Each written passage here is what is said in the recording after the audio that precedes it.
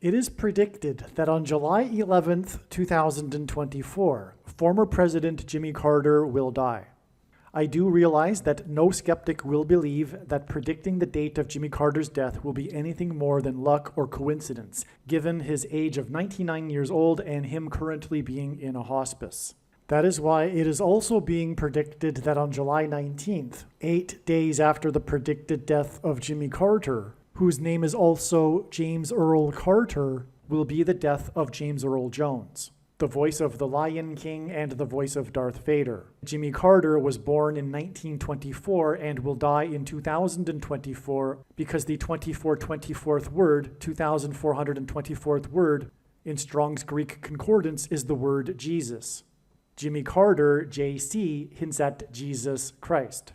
James Earl Jones, the voice of the Lion King, who also played King Jaffe Jaffer in the movie Coming to America, is King symbolism. JC, Jesus Christ, is the King of Kings. No rational person will be able to conclude that when Jimmy Carter will die on July 11th and James Earl Jones will die on July 19th, as predicted, that it will be a coincidence or random luck. The date that this video is posted proves that these predictions are being made ahead of time, as do these time-stamped emails and forensic notes PDF documents. If you are skeptical for some reason, please email me and I will forward these to you. Hello, welcome. I am predicting that former President Jimmy Carter will die on July 11th. And that his prophetic funeral, in which Trump will sit next to Obama, will be on July 16th. I am predicting that James Earl Jones, the voice of the Lion King and the voice of Darth Vader, will die on July 19th. I am predicting that Vice President Kamala Harris will die in a plane crash in St. Louis on July 22nd. She will be replaced by Michelle Obama. I am predicting that singer-songwriter Paul Simon will die on July 24th. I am predicting that dirty bombs will explode in Manhattan, New York City, and there will be a large-scale evacuation on July 25th. I am predicting that Israel will bomb Iran on July 26th. I am predicting that on July 27th, 2024, the key will open the bottomless pit and fallen angels will cross over into the earthly realm. July 27th will be a symbolic beginning to the fifth trumpet judgment that is described in Revelation chapter 9, when the demonic realm collides with the earthly realm. July 27th will be a symbolic beginning to demons pretending to be aliens, and it is probable that on July 27th, Pope Francis will announce that aliens have arrived and have made him the ambassador for the world. This will immediately give Pope Francis, the Antichrist, supreme power over governments of the world. At some point, there will be a massive Mary apparition that will deceive the masses, because all Mary apparitions in history have been demons pretending to be Mary. July 27th will be a symbolic beginning to a zombie pandemic and the masses becoming demonically possessed that will be facilitated through the thing, which is the mark of the Antichrist and 5G frequencies. July 27th will be a symbolic beginning to the coming genocide politicide in America. I am predicting that on August 2nd, Joe Biden will step down and make Michelle Obama the 47th president. It is predicted that Michelle Obama will make Barack Obama her vice president on August 18th, 2024, and then it is predicted that she will step down and make Barack Obama the 48th president on August 25th. It is predicted that on August 6th, the historic barge that has been stuck on the rocks of the Niagara River for over 100 years will finally break free and crash over Niagara Falls. I am predicting that on August 10th, Israel will nuke and completely destroy Damascus, Syria. I am predicting that on August 29th, President Trump will die from a heart attack. August 13th will be the date of a catastrophic solar flare from the sun that will knock out the power grid in America that will lead to food shortages. August 15th will be the date of the resurrection rapture, the first of two raptures. The second rapture will be on September 5th. The date that this video is posted proves that these predictions are being made ahead of time, as do these time-stamped emails and forensic notes PDF documents. If you are skeptical for some reason, please email me and I will forward these to you. If you have already watched this essential introductory information in another video, you can skip ahead 39.5 minutes. The information in this video is showing how God was pointing to the date July 1st in regards to the predicted death of James Earl Carter, former President Jimmy Carter. The prediction being made in this video that James Earl Carter or Jimmy Carter would die on July 1st is 100% correct. The information in this video is valid. God was pointing overwhelmingly to July 1st, 2024, with Jimmy Carter connections. Not only is the information in these videos that predicted July 1st valid, it is extremely important and must be watched. Through the connections God used to point to July 1st, God told important stories and revealed essential knowledge. These videos must be watched. July 1st ended up being a step in the trail of signs that is 10 days before Carter's predicted funeral at the National Cathedral on July 11th, 2024. All right, this email here that I'm reading was originally composed the day after July 1st, and God was also pointing to July 6th, and therefore the signs that revealed adding 10 days to July 1st was believed that it was because that would be the day of the funeral, and that July 6th would be the date of Jimmy Carter's death. It turns out that we received amazing prophetic signs on July 6th as well that confirmed all of the analysis for Jimmy Carter, and this will be explained in another video, so make sure you watch all of the Jimmy Carter videos. There will be, for example, a video dedicated to the prophetic signs that God is using to point to the extremely important prophetic sign that will be the funeral. In other words, the biggest part of the signs, the theme that God is using for Jimmy Carter is involving the funeral, and I'll explain why. It has to do with the lineup of the former presidents sitting in the pew at the funeral, okay? And anyway, it is now believed that, well, the signs confirm it as well, including this 10 days. This 10 days that was for adding to July 1st was to get to the date of Jimmy Carter's death, not his funeral, okay? So this is correct, this 10 days, and I, again, will explain how we get this 10 days from the signs that occurred on July 1st. In just a minute, I'll explain that. Okay, and Jimmy Carter's funeral is predicted to be on July 16th, 5 days after.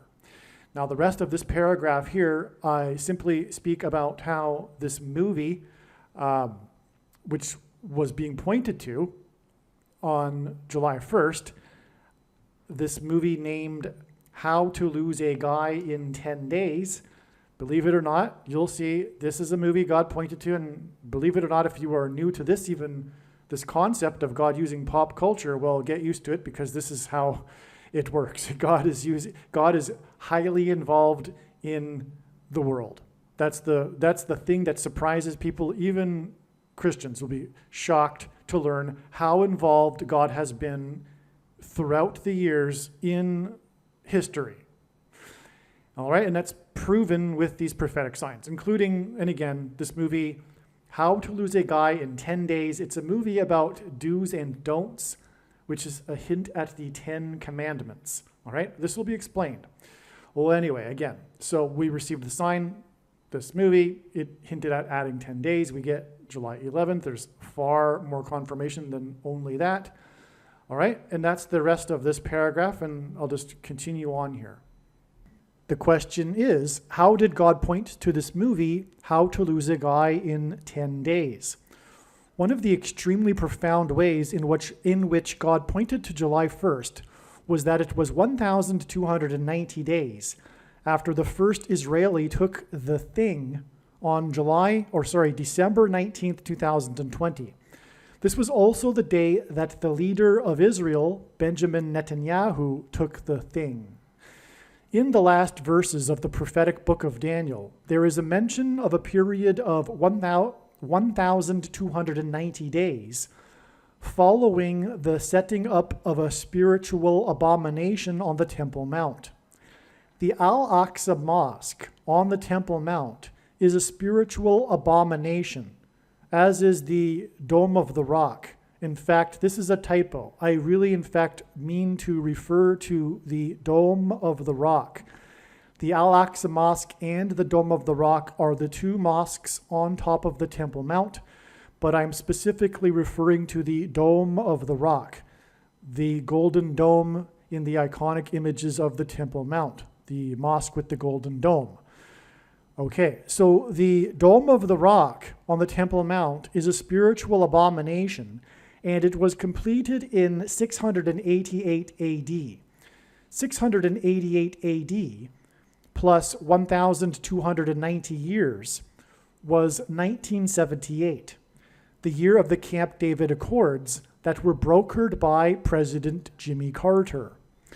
The giving back of the Sinai Peninsula to Egypt with the Camp David Accords was an extreme transgression against God. In the prior verse in Daniel, there is a mention of 1,260 days.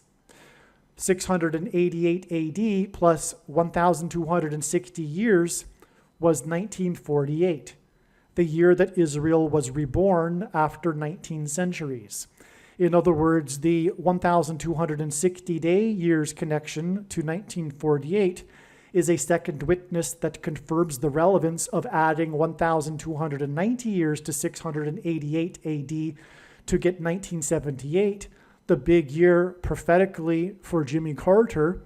And that is why this number 1,290 is relevant with Jimmy Carter and in context of a spiritual abomination, which is why after the first Israeli and the leader of Israel took the spiritual abomination, which is the thing, was July 1st. And this was one, again, of the ways that God was, extremely profound ways in which God pointed to July 1st in regards to Jimmy Carter. Here is the text that I was referring to in Daniel chapter 12, the last chapter of the very prophetic book of Daniel, in the last verses. Here's this 1,290 days I was mentioning. And again, from the prophecy in Ezekiel, where God told Ezekiel to do something for a number of days that it would symbolize a number of years, we know that this can be interpreted as a period of years.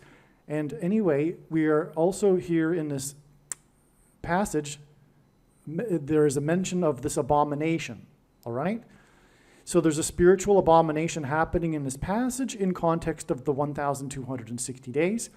What I am referring to, of course, is not the primary fulfillment of this prophecy. This is just a symbolic secondary fulfillment that God is using in his big picture of science. It's very important. We are talking about the mark of the Antichrist, and then 1,290 days later, we get July 1st, but that's a parallel with the abomination, because this is talking about the Temple Mount. It's talking about the regular burnt offering, which is what the ancient Jews used to do on the Temple Mount. It's talking about the temple, the Jewish temple, and it's talking about an abomination. And today, the Dome of the Rock sits directly on top of where the former Jewish temple stood. The Jews would love, or the Orthodox religious Jews would love to rebuild the temple, and they can't because the Dome of the Rock is there, because it is an abomination. And that was completed in 688 AD, and when we add the 1,290 years, we get 1978, which was the year of the abomination orchestrated by Jimmy Carter, with the pressure to have Israel return land for peace, the biggest transgression against God. here is the 1,260 days I mentioned. It's mentioned 7 times in Bible prophecy. Sometimes it's mentioned as 1,260 days, and sometimes it's mentioned as time, times, and a half time. That's because the time is 1 year, and times is 2 years, and a half time is a half year. So that's a total of 3.5 years. And in biblical prophetic years, year is 12 months of 30 days each. And so 3.5 years is 1,260 days.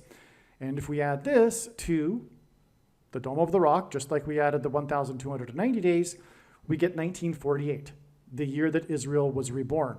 And you can't get 1948 in the Bible unless it is the inspired word of God. What I meant a minute ago about what Jimmy Carter did with the Camp David Accords, which is when Israel gave back the Sinai Peninsula to Egypt, what I meant by it being the biggest transgression is that this is the biggest transgression that the world collectively will do in the end. The division of Israel and the making of Jerusalem an international city led by a world body led by the Antichrist, Pope Francis and Barack Obama. There are 2 Antichrists. Now, upon further consideration, I need to be more precise about what I said earlier about this 1,290 days that I'm describing not being the primary fulfillment. What really needs to be said is that, contrary to what most people that are interested in Bible prophecy still believe, is that these numbers of days are actually literal, and they are to have a literal fulfillment. They are only symbolic, and they are used in multiple ways. And this is, again, one way. And I would actually say that this is the primary way because of what is now known, which is that the 1,290 days before the Day of Atonement, the day of the Lord's return, was in 2021. And there was no symbolic beginning. There was a symbolic 1,260 days beginning on May 2nd, 2021, which is explained in other videos. But this is actually a primary fulfillment. And one thing to add to this is because the next verse speaks of this 1,335 days, and what it is referring to is the date, the event of the resurrection rapture. And that will be 1,335 days after the same starting point that we add the 1,290 days to, which again was December 19th, 2020, the date that the first Israeli and the Israeli leader took the spiritual abomination, the mark of the Antichrist. 1,335 days after that date is August 15th, and that will be the date of the resurrection rapture, the first of 2 raptures, the first fruits rapture. The second rapture will be on September 5th. And the prediction being made in this video will prove this. And this is the purpose of this prediction that is from God. Make no mistake, I know far better than you the reason for this prediction. It is to prove that the resurrection rapture event will be on August 15th, 1,335 days after December 19th, 2020. And anyway, this is how important July 1st is. God pointed to this. You'll see as I will explain. And it is, July 1st was 1,290 days after the spiritual abomination in Israel. And also, this is how creative God is. If we think about it, this is one major reason why God established July 1st as a step in the trails of signs that are leading to the death of Jimmy Carter. Like I said, it was clear God was pointing to July 1st, and you'll see, I'll explain what happened on July 1st, and you will agree. But one reason being for doing that is in order to establish this, what I just mentioned, the extra 45 days. God needed to establish July 1st in order to add the 45 days, which will also be explained, by the way, in these videos. And that could only have come through establishing July 1st and this 1,290 days connection related to Jimmy Carter. In other words, God wanted to establish and prove that the resurrection rapture event will be on August 15th, 1,335 days after the abomination was taken in Israel, the first one. And that needed to be done with this context of the abomination and the 1290 days getting us to July 1st. So there you have it. That's one reason for what I'm about to be explaining, which is what happened on July 1st. Because of this connection, it was expected that there would be a prophetic sign involving a spiritual abomination and the Antichrist, if Jimmy Carter were to not die on this date. So if Jimmy Carter if it isn't the end of the trail of signs leading to the death of Jimmy Carter, it means that it would be a step, and therefore we would expect a sign involving a spiritual abomination and the Antichrist on this July 1st date. God is demonstrating that Jimmy Carter is symbolic of the first of 7 kings in Bible prophecy. In Revelation chapter 17:11 in the Bible, there is a mention of a series of 7 kings followed by an 8th king. A secondary fulfillment, a secondary symbolic fulfillment of this prophecy, not the primary fulfillment of this prophecy, is Jimmy Carter, who was inaugurated in 77, as in 1977, began a succession of 7 presidents that leads to the identification of the Antichrist, who is the 6th and 8th presidents, and therefore the symbolic 6th and 8th kings in the prophecy. The name Barack Obama is equal to 68 in simple English gematria, which is A equals 1, B equals 2, C equals 3, etc. And therefore, his name in a succession of presidents that begins with Carter, Barack Obama is the 6th president and is predicted to become the 8th president, which is why his name equals 68 in simple English gematria. Trump is the 7th president after Carter was inaugurated in 77, which is why Trump was elected by 77 electoral votes. And on Trump's inauguration day, in the year that ended in the number 7, he was exactly 70 years, 7 months, and 7 days old. 77 days after his inauguration, Trump launched 59 missiles into Syria. 59 is the 7th superprime number. The 17th prime number is 59, and 17 is the 7th prime number, making 59 the 7th superprime number. Ancient Rome was founded after a period of 7 kings that ended in 509 BC, which is why, incidentally, the reason for the 7 kings in this Bible prophecy is it is because the primary fulfillment of it identifies Rome. Okay, so in ancient Rome, it is widely known in ancient history, or rather, it is widely known that ancient history tells us that ancient Rome was founded after a period of 7 kings that ended in 509 BC. 509 hints at 59, the 7th superprime number. At Carter's funeral, the presidents will be lined up in chronological order, which will point to this prophecy in Revelation about a chronological order of 7 kings, followed by an 8th king.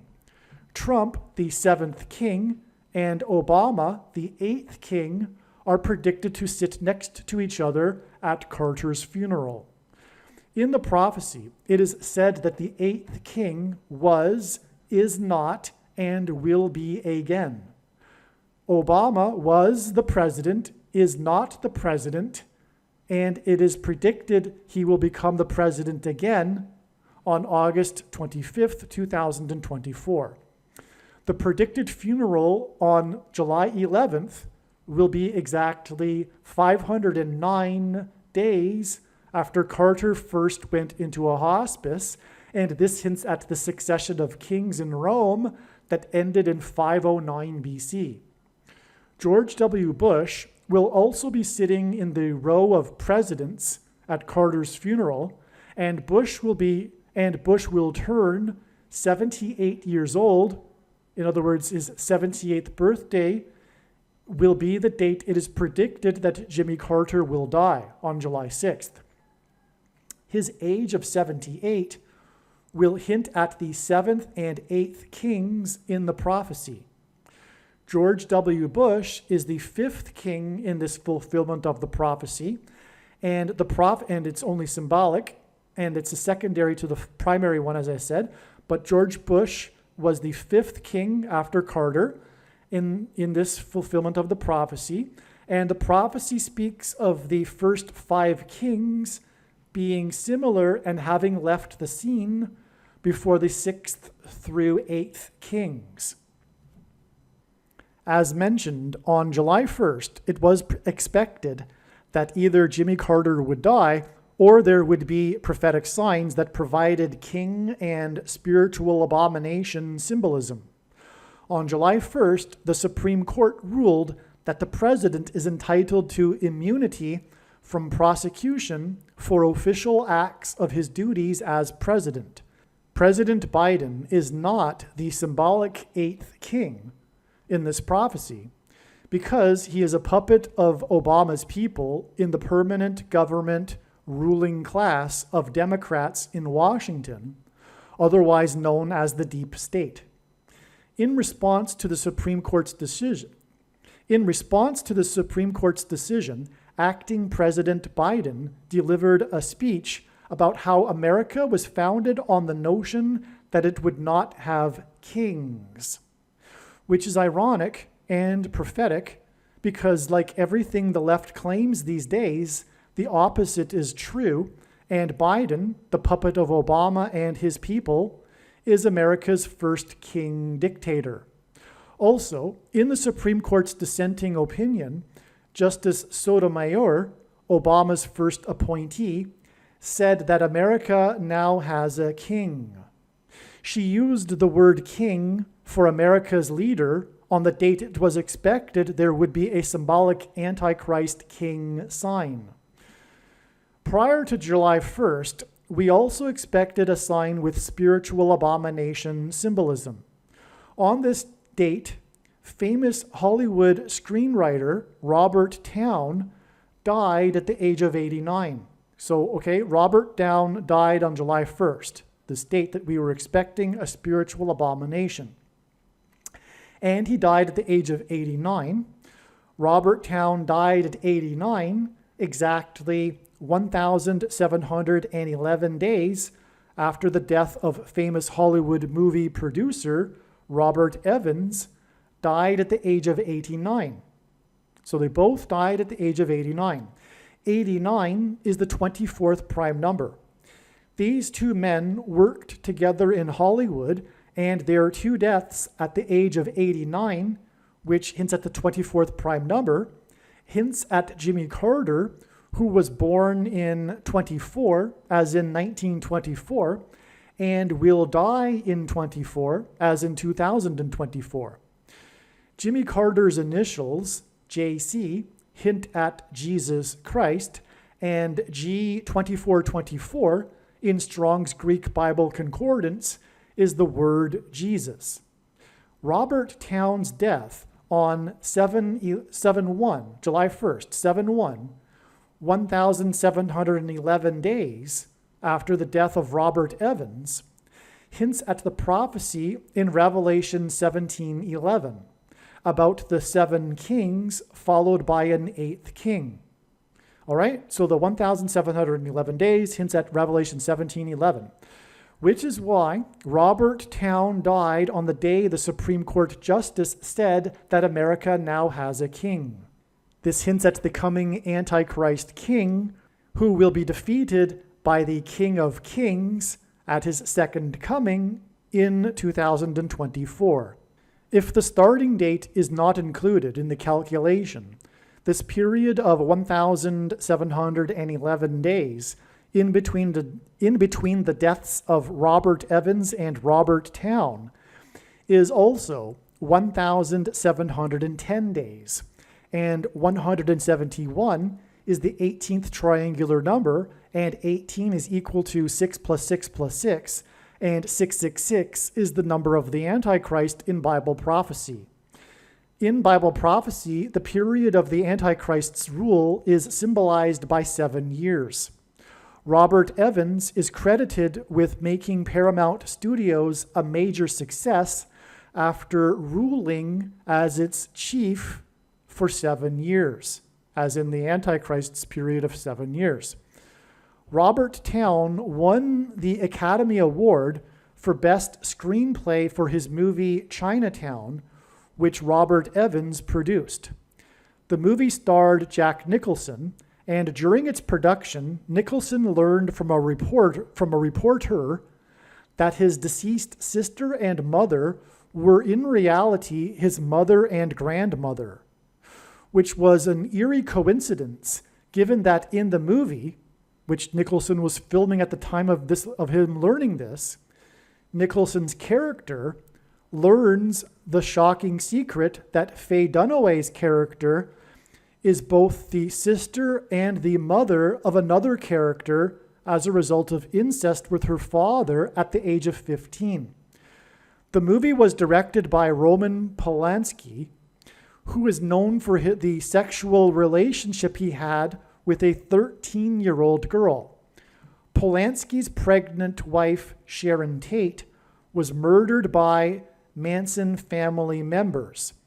Polanski directed the movie Rosemary's Baby, which Robert Evans also worked on. The horror movie Rosemary's Baby is about a pregnant woman who gives birth to the baby Antichrist. In the movie, the baby has the eyes of his father, Satan, and the baby is an abomination. Robert Evans died exactly 2,620 weeks after the release of Rosemary's Baby, and 262 is the 84th semi-prime number. The name Obama is equal to 84 in Hebrew gematria, and Obama was born, the Antichrist was born, as in Rosemary's Baby's Antichrist birth, on the date 8/4. Therefore, the movie Rosemary's Baby connects to the death of Robert Evans, and his death connects to the death of Robert Towne on the date that it was expected that there would be a prophetic sign involving a spiritual abomination.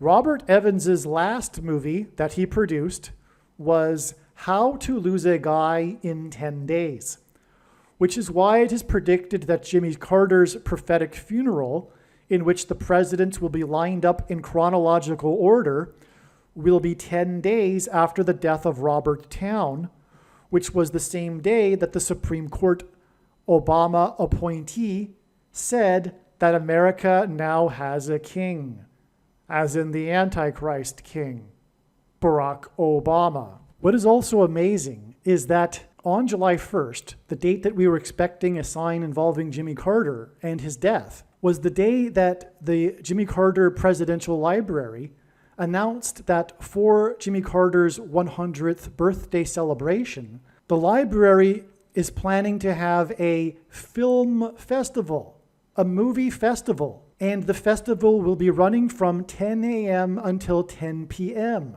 which hints at the movies that I just mentioned, including the movie How to Lose a Guy in 10 Days. In other words, the 100th birthday celebration with a film festival hints at the movie How to Lose a Guy in 10 Days.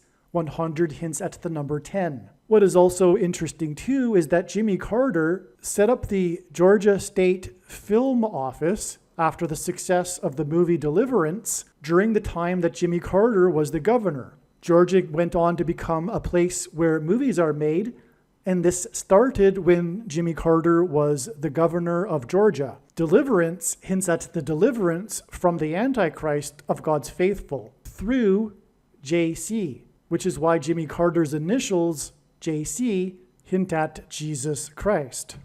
Robert Towne got his start in movies through working under Roger Corman. Roger Corman is said to be the Pope of pop cinema, the spiritual godfather of the new Hollywood and the king of cult. Corman is also known for his Poe cycle of 8 movies. These 8 movies were inspired by 8 different writings of Edgar Poe. Roger Corman hints at how Pope Francis is the 7th king and how a revived Roman Empire is the 8th king in the primary fulfillment of this prophecy in Revelation regarding the 5th through 8th kings. This is why Roger Corman died 58 days before it is predicted that Jimmy Carter will die on July 6th, 2024. In the secondary fulfillment of this prophecy, Obama is the 8th king, and 8 movies in the King of Cults Poe cycle also hints at 4+4 and the 44th president. Robert Towne also wrote the screenplay for the Tom Cruise movie Days of Thunder. The name Barak in Hebrew means lightning. In Luke 10:18 in the Bible, Jesus said that he saw Satan falling like lightning from heaven. The name Barack Obama in Hebrew means lightning from heaven.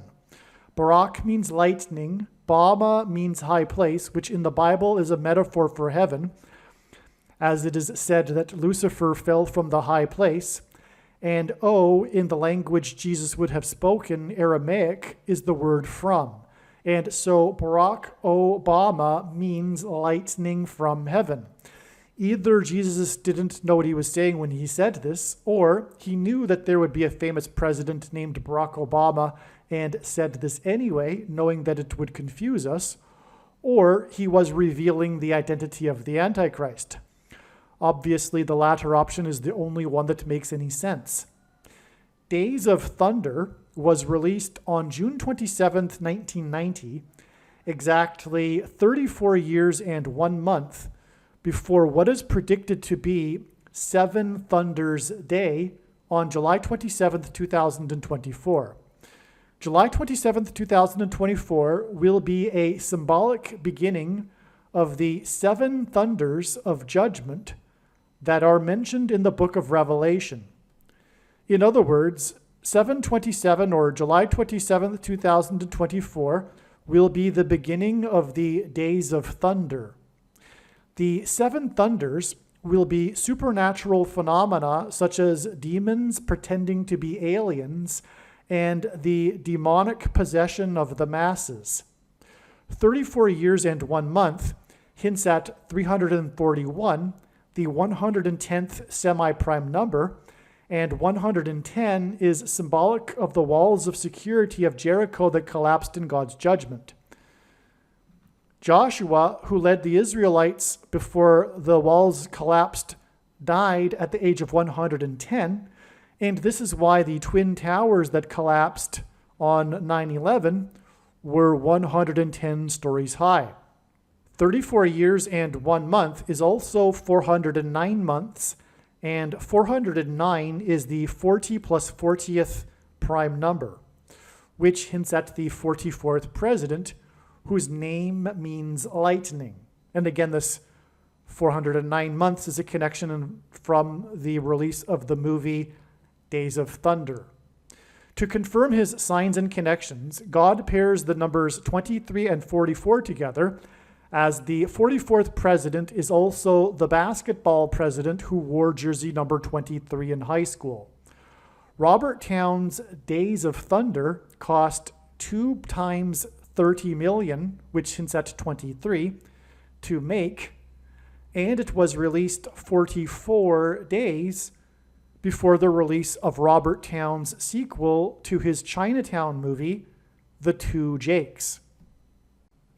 More than a decade after the release of the movie Chinatown, Robert Towne and Robert Evans collaborated again on a sequel named The Two Jakes.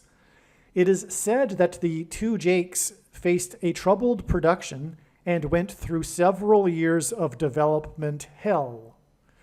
The name the two Jakes hints at the two Antichrists. The two Roberts that made the two Jakes further confirms this. A sequel movie is symbolic of the second presidency, a sequel for Barack Obama, the second of the two Antichrists in Bible prophecy. The Two Jakes was directed by Jack Nicholson. This hints at the Antichrist directing the persecution of the saints in order for God to purge them of their Nicolaitan doctrine that the vast majority of quote-unquote Christians hold and practice, and that Jesus said would come to make war on with the sword of his mouth, on those that teach and have the works that are a product of this Nicolaitan doctrine. Make sure that you watch the 23 church signs video on this channel and read the links that will be in the description box below this video. The reason for the coincidence in the names of Robert Towne winning the Academy Award for Best Screenplay for the movie Chinatown is that Robert Towne and Chinatown point to China. China is symbolic of the red dragon in Bible prophecy that is a metaphor for Satan and his representative, the Antichrist. There is another prophecy in Revelation in which the second of the two Antichrists, Barack Obama, is said to speak like a dragon. This is because Barack Obama and his allies on the political left constantly speak lies while accusing their opponents of lying and doing the very things that they are doing, which is textbook communist strategy that Barack Obama learned from his days studying radical, subversive, leftist political strategy. The truth is, Barack Obama was a member of the May 19th Communist Organization, which bombed the Capitol building in Washington in 1983. The organization was disbanded in 1985, the year that Obama moved to Chicago to further pursue radical leftist politics. The purpose of this prediction in this video, that is from God, is to prove what I have just said. The reason why the name China is pointed to through Robert Towne and Chinatown is because it hints at the movie The Manchurian Candidate. In the 1962 movie The Manchurian Candidate, the protagonist's name is Marco, and the movie was directed by John Frankenheimer, who was said to be the last of the dictatorial style of directors. The name Frankenheimer hints at Frankenstein, and he also directed Island of Dr. Moreau, about genetic experiments that create half-human, half-animal creatures. The production of the movie Island of Dr. Moreau is said to have been the most cursed movie ever made, and interesting documentaries have been made about this. The name Marco and Frankenheimer from The Manchurian Candidate hints at the mark of the Antichrist that changes a person's chromosomes, making them an Obama nation, as in abomination. The mark of the Antichrist has inserted snake venom chromosomes into people's chromosomes, which is what is alluded to with the half-human, half-animals in Island of Dr. Moreau. This makes these people an abomination, as in Obama nation. The number 22 is symbolic of the mark of the Antichrist, and Frankenheimer's The Manchurian Candidate cost $2.2 million to make. John Frankenheimer died exactly 22 years before it is predicted that Jimmy Carter will die on July 6, 2024. At Carter's funeral, Joe Biden will sit in the row of presidents, followed by Trump and Obama. Biden and his brain dementia is symbolic of the character in the Manchurian Candidate that is brainwashed by communist operatives within the US government and who isn't fully aware of what he is doing. Obama is symbolic of the communist Manchurian Candidate in the movie The Manchurian Candidate, who is waiting for the death of someone in order to gain the president's office and usher in an authoritarian regime in the US. This awaited death will be the predicted death of Kamala Harris in a plane crash on July 22nd, 2024, which will be 4 times 4 days, which hints at the 44th president, after the predicted death of Jimmy Carter. The movie The Manchurian Candidate was released 446 days after the birth of Barack Obama. 446 hints at the 44th president and the 46th president. And the characters in the movie The Manchurian Candidate point to these presidential candidates. Hello, welcome. Where to begin? For many months now, this channel has been speaking about the date August 13th regarding what God is pointing to as being the date of the solar flare, the catastrophic solar flare that will ultimately send a coronal mass ejection towards Earth that will knock out America's power grid. God has overwhelmingly pointed to this. Words cannot describe how amazing the information is with the multitudes of connections from his big picture of signs that is only being explained on this channel. And that said, at the same time, God has been also overwhelmingly with the most beautiful imaginable connections to this same date, August 13th, as being the date for the first fruits rapture. What do I mean by first fruits? There will be 2 raptures, the harvest of the first fruits and the harvest of the wheat, for those that know what I'm talking about. And the second of the 2 raptures will be on September 5th. And so God has overwhelmingly pointed to August 13th for this as well. But I know God and how he has put together his big picture of signs well enough by now to know that that doesn't necessarily mean that it is the date of the rapture. It is so hard to imagine how God would do this, but I know him now and I know how he works. It seems like, as one friend put it way back in early 2018, overkill, when he pointed to a particular date. In fact, it was the spring equinox. He pointed to that in an overwhelming way, and after we only received a relevant and prophetic sign, we thought it was overkill. But that's because we didn't at that time appreciate that this is how God works. All right, but to say that God is pointing to August 13th with overkill is not really the right way to put it. It's so beautiful, but the reason why I believe now he is pointing to August 13th for the rapture is because it is the day of the solar flare. It isn't the date of the rapture because the rapture will be on August 15th.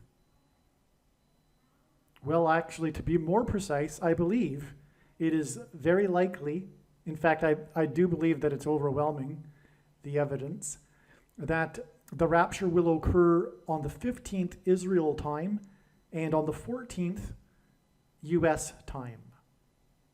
All right, so August 14th is in fact the date of the rapture for those in the US. And I believe it will be approximately at midnight, hence the midnight cry in Matthew 25.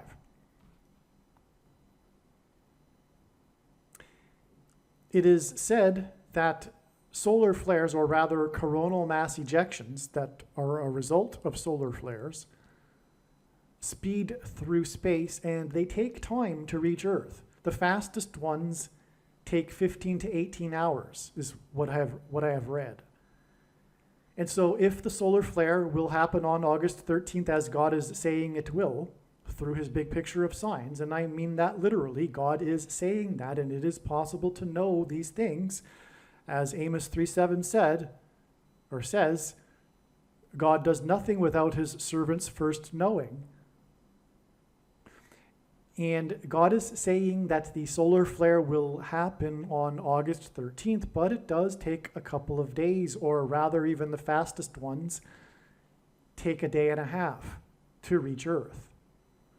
And so hypothetically, we can see how easy it is for the rapture to coincide when the coronal mass ejection will hit Earth and the power gets knocked out. And that makes perfect sense. But at the same time, now knowing how God's big picture works of signs, it does make sense that he would point to August 13th in regards to the rapture.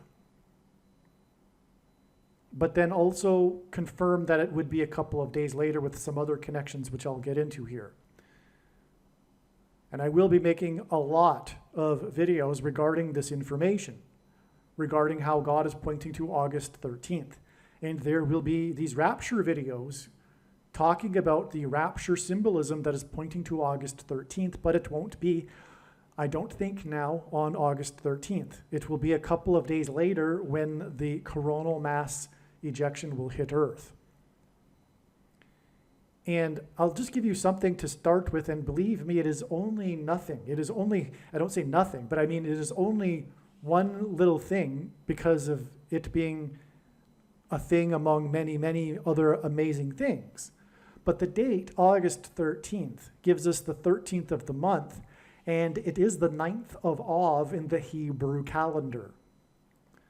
I personally spent a few years, a couple of years at least, over 2 years, in an Airbnb setup in Poland where I had been renting a room in which the apartment had 2 other rooms that were vacated and moved in with people from renting on Airbnb on a daily basis. It gave me an opportunity to speak to new people and tell them about the evidence for the God of the Bible and Jesus Christ on a daily basis. And I would do this through using the back door. I would never tell someone, hey, can I tell you about the evidence for Jesus? Because the conversation won't happen, as we know. So I give them probably over an hour worth of information without them even realizing that I'm giving them information that confirms that the Bible is true. But I tell them, I get into this story. I start with the story about how all of the calamities in Jewish history, and for anyone, most people, history is interesting, and especially something like this, because I tell them how, about the coincidence that all of the calamities, and there have been about 12 of them in the last 2,000 years, have all coincidentally started symbolically on this 9th of Av date in the Hebrew calendar. And I tell them how at the end of all of this, it points to Deuteronomy chapter 28, when God said to them, the Jews, as they were entering the promised land, when they reject him in the future, he will, God, chase the Jews around the world from nation to nation by the sword, which is literally what happened. And when the Jews returned to Israel in the 20th century, it was from over 100 countries. They were literally spread out all over the world by being chased around the world by the sword. If we read the text, it's clear that in the prophecy, God is also describing Auschwitz and the Holocaust. It's clear. And just on that note, for just one example, the Grass Action Warsaw policy had an official start date, which was when they rounded up Jews and put them into the ghettos. That memo put forth by the commandant was dated the 9th of Av in the Hebrew calendar. And the date that they first started rounding up Jews and putting them onto death trains to the death camps was also on the 9th of Av in the Hebrew calendar. The reason why for all of these calamities that symbolically began on the 9th of Av is because the first and second temples in Israel, in ancient Israel, were destroyed on the 9th of Av. The Babylonians in the 6th century BC came and destroyed the temple on the 9th of Av. And then the Romans also coincidentally destroyed the temple on the 9th of Av. And the Romans weren't like, hey, let's wait a couple of days because the 9th of Av is coming up and let's do it on the same day that the Babylonians did it. No, and in fact, the history of the Jewish-Roman War had it that that just happened to be the day that the Romans finally broke through the walls that around Jerusalem that they had been trying to break through for a number of days. And so anyway, both of the Jewish temples were destroyed on the 9th of Av, and the temple is symbolic of their relationship with God. Okay, and then the first time they were exiled, it was only to Babylon, and then they returned, as was prophesied. They returned after 70 years and rebuilt the second temple in the 70th year after their exile to Babylon. But then after the second temple was destroyed by the Romans, they were chased around the world, as was promised, after God said they would reject him. And so this brings the question, well, how did the Jews reject God in the first century prior to the destruction of the second temple in 70 AD by the Romans?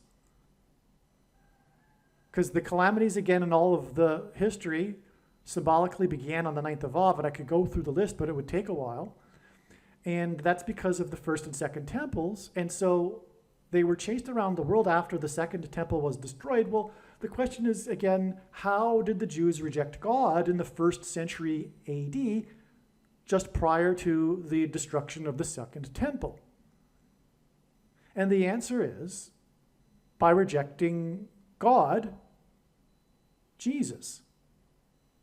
That's how the Jews rejected God, because Jesus claimed to be God, and the Jewish leadership rejected this and had him crucified. And then they were chased around the world for rejecting God, Jesus. And there's no other explanation for how the Jews rejected God in the first century AD before 2nd AD. That's the only explanation that makes any sense. And so as the Jews were being chased around the world from nation to nation on the 9th of Av, God was pointing to the first and second temples that were destroyed on the 9th of Av in order to demonstrate and point to Deuteronomy chapter 28 and their rejection of him, and to point to how they rejected him through rejecting the Messiah, God, Jesus. And by the way, I've had a Jew or a Muslim tell me that Jesus didn't claim to be God, but they are ignorant and have no knowledge at all regarding the New Testament. I can clearly show you the passages where it's very clear that Jesus claimed he was God. And so either Jesus was lying or he was crazy, but no one believes that.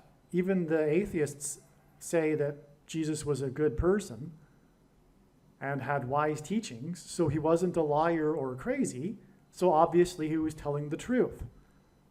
And anyway, this is only scratching the surface of the evidence for Jesus for anyone that cares to look into it. And that gets us to the purpose of life. It is a test to see who actually cares enough to look into the evidence.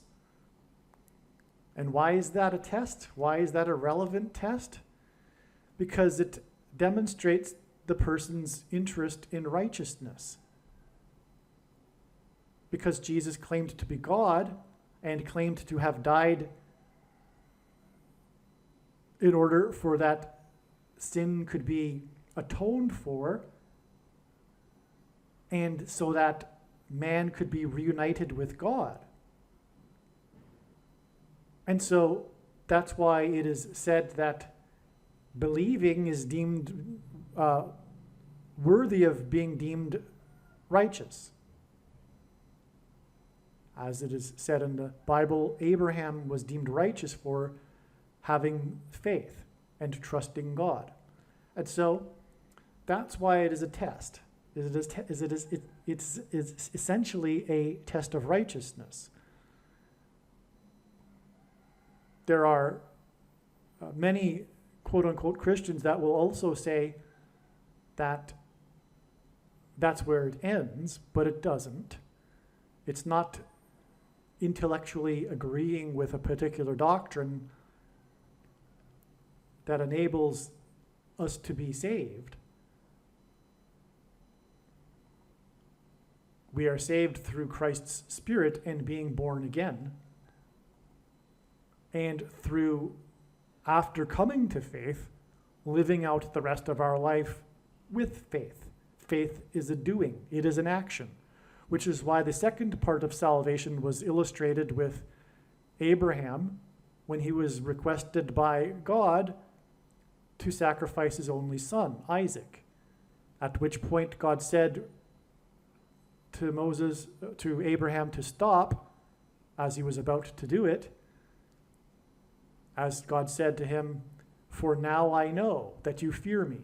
And in other words, God didn't know prior to this.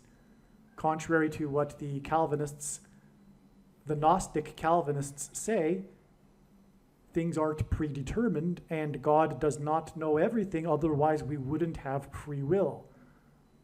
And that's what makes us in his image, is the fact that we have free will. God knows all possibilities, but he doesn't know what we will choose.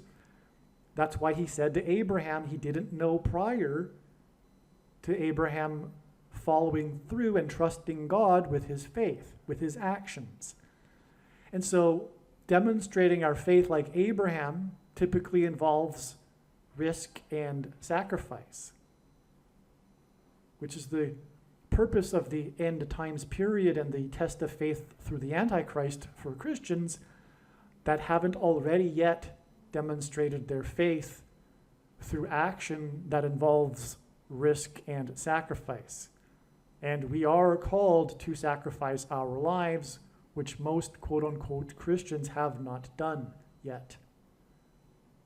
They haven't laid down their life and gone into the ground like a kernel and died, like Jesus said, in order to then grow fruit.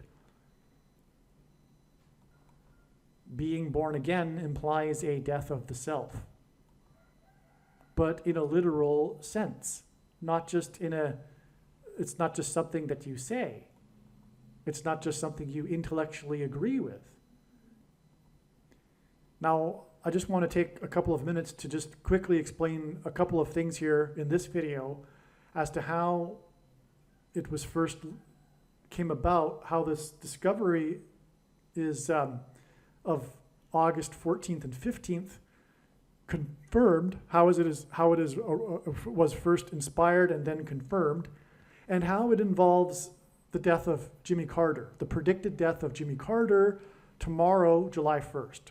Today is June 30th. This video will be posted on June 30th. You will be able to see this in the post date for this video.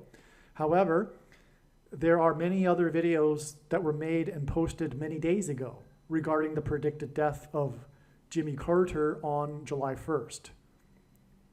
So July 1st will be 1,290 days after the first thing, which is the mark of the Antichrist, was given to someone in Israel.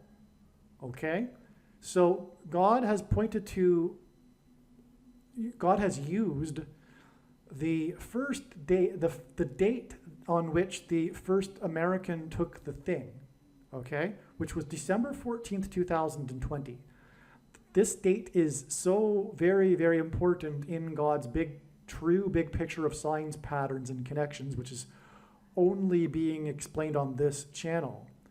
I'll give you one example.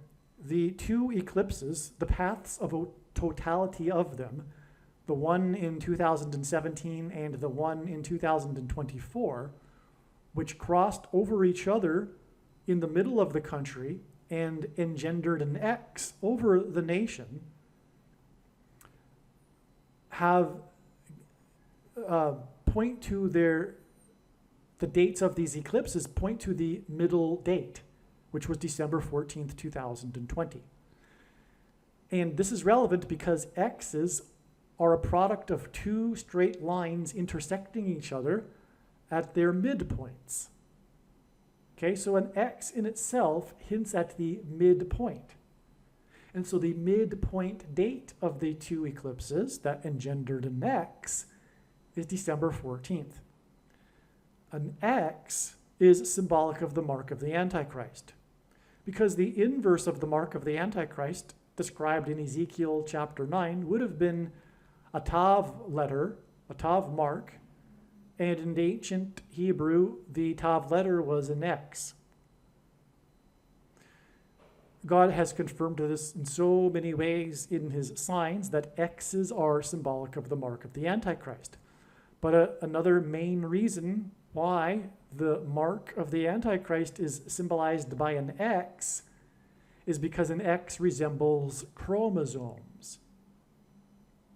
And it is a person's chromosomes that are changed after they have taken the mark of the Antichrist. Which is why, and what makes it a spiritual abomination. A person's chromosomes are sacred. It's like God warning to not change the Bible in the book of Revelation. God warns to not change a single word in the book of Revelation. It's the same thing. You cannot change a single thing in God's design of his chromosomes for people without it becoming a spiritual abomination. And if we read the text properly, Genesis chapter 6 tells us that the flood judgment and destruction and the wiping out of humanity occurred after they had corrupted their chromosomes. So it all is full circle, actually. The protruding amino acid chain, if you think about it, you know what I'm talking about. I'm just using my words carefully. The protruding amino acid chain that is in the thing that people put inside themselves to combat the CVD disease, the protruding amino acid chain is in truth snake venom. There has been research done on the use of snake venom in medicine for many decades now, and this is what the protruding amino acid chain is, and that is what is in the thing. And this thing has it that this snake venom is inserted into a person's chromosomes,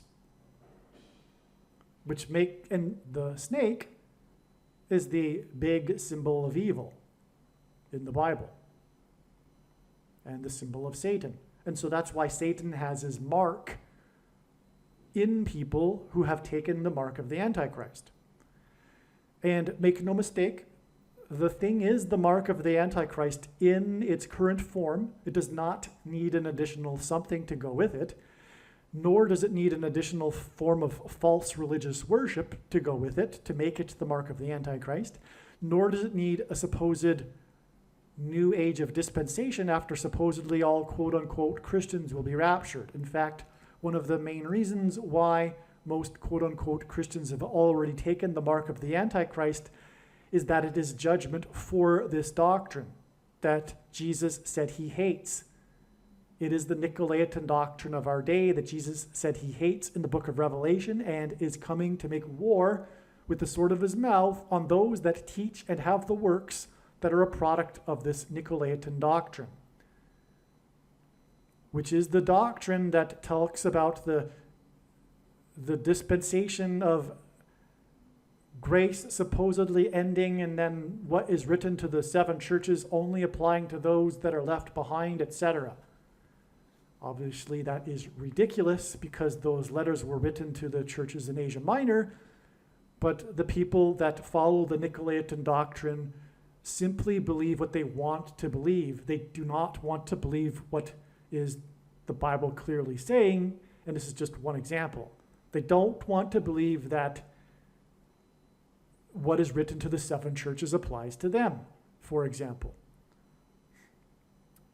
And so, God hates this. Anyway, in Bible prophecy, a period of 1,290 days is in context of what is described as being an abomination. All right? There is a passage in Daniel chapter 12 that speaks about the setting up of the abomination. And what I am speaking of isn't the literal application for that, but that's how God's true big picture of signs, patterns, and connections works. It's simply symbolism in this context that I'm describing. But nonetheless, 1,290 days appears in context of what, in the same sentence as what is an abomination. And it is an end times thing, this abomination that's being talked about. I won't talk about what it is really talking about literally. We're just talking about this particular connection. And 1,290 days after the first Israeli took the thing, which, if I'm correct, was the day that the leader of Israel took the thing. And I think at the time the leader was Benjamin Netanyahu. And that was December 19th, 2020. Okay? So it was December 14th, the mid-date between the two eclipses, that was the first American, but it was December 19th. Now, December 19th was also the day of another very important prophetic sign involving the Space Dragon, SpaceX's Dragon crew and the Dragon capsule, which will be explained in other videos. It's very, very important, actually. I'll reframe. It's actually, it regards aliens. Demons will be pretending to be aliens very soon. And this will be another major test for quote-unquote Christians, because obviously if you are a Christian, it's impossible that there be aliens, because Jesus was God and he didn't go around the universe hopscotching, dying on crosses for the sins of other species of aliens. In other words, you're not a Christian if you believe it's possible there be aliens. They're not compatible. But that's why there will be aliens, because it's designed to fool people that don't really have a biblical worldview and are pretty much superstitious about their faith, like the majority of quote-unquote Christians. Okay, so if we add 1,290 days to the day that the first Israeli took the abomination, which is the thing, then we reach July 1st. Now, as you know maybe, I have made many videos in the past, posted many days ago, talking about how July 1st is the predicted date that Jimmy Carter will die. And that is relevant in the context of Israel, because Jimmy Carter brokered the Antichrist Camp David Accords when Israel was pressured to return the Sinai Peninsula to Egypt. But God said in the Bible that this territory belongs to him, Israel, and the Jews. But this is symbolic because this is what the Antichrist will be doing very soon, leading a world effort to make Israel a divided land and to make Jerusalem an international city. And so that's what Jimmy Carter hints at, which is why he will die 1,290 days after the first abomination was taken in Israel. Now, what is astounding beyond words also is that the Al-Aqsa Mosque on the Temple Mount in Jerusalem, which sits directly on top of where the Jewish temple once stood, which the spiritual enemy put there because of this.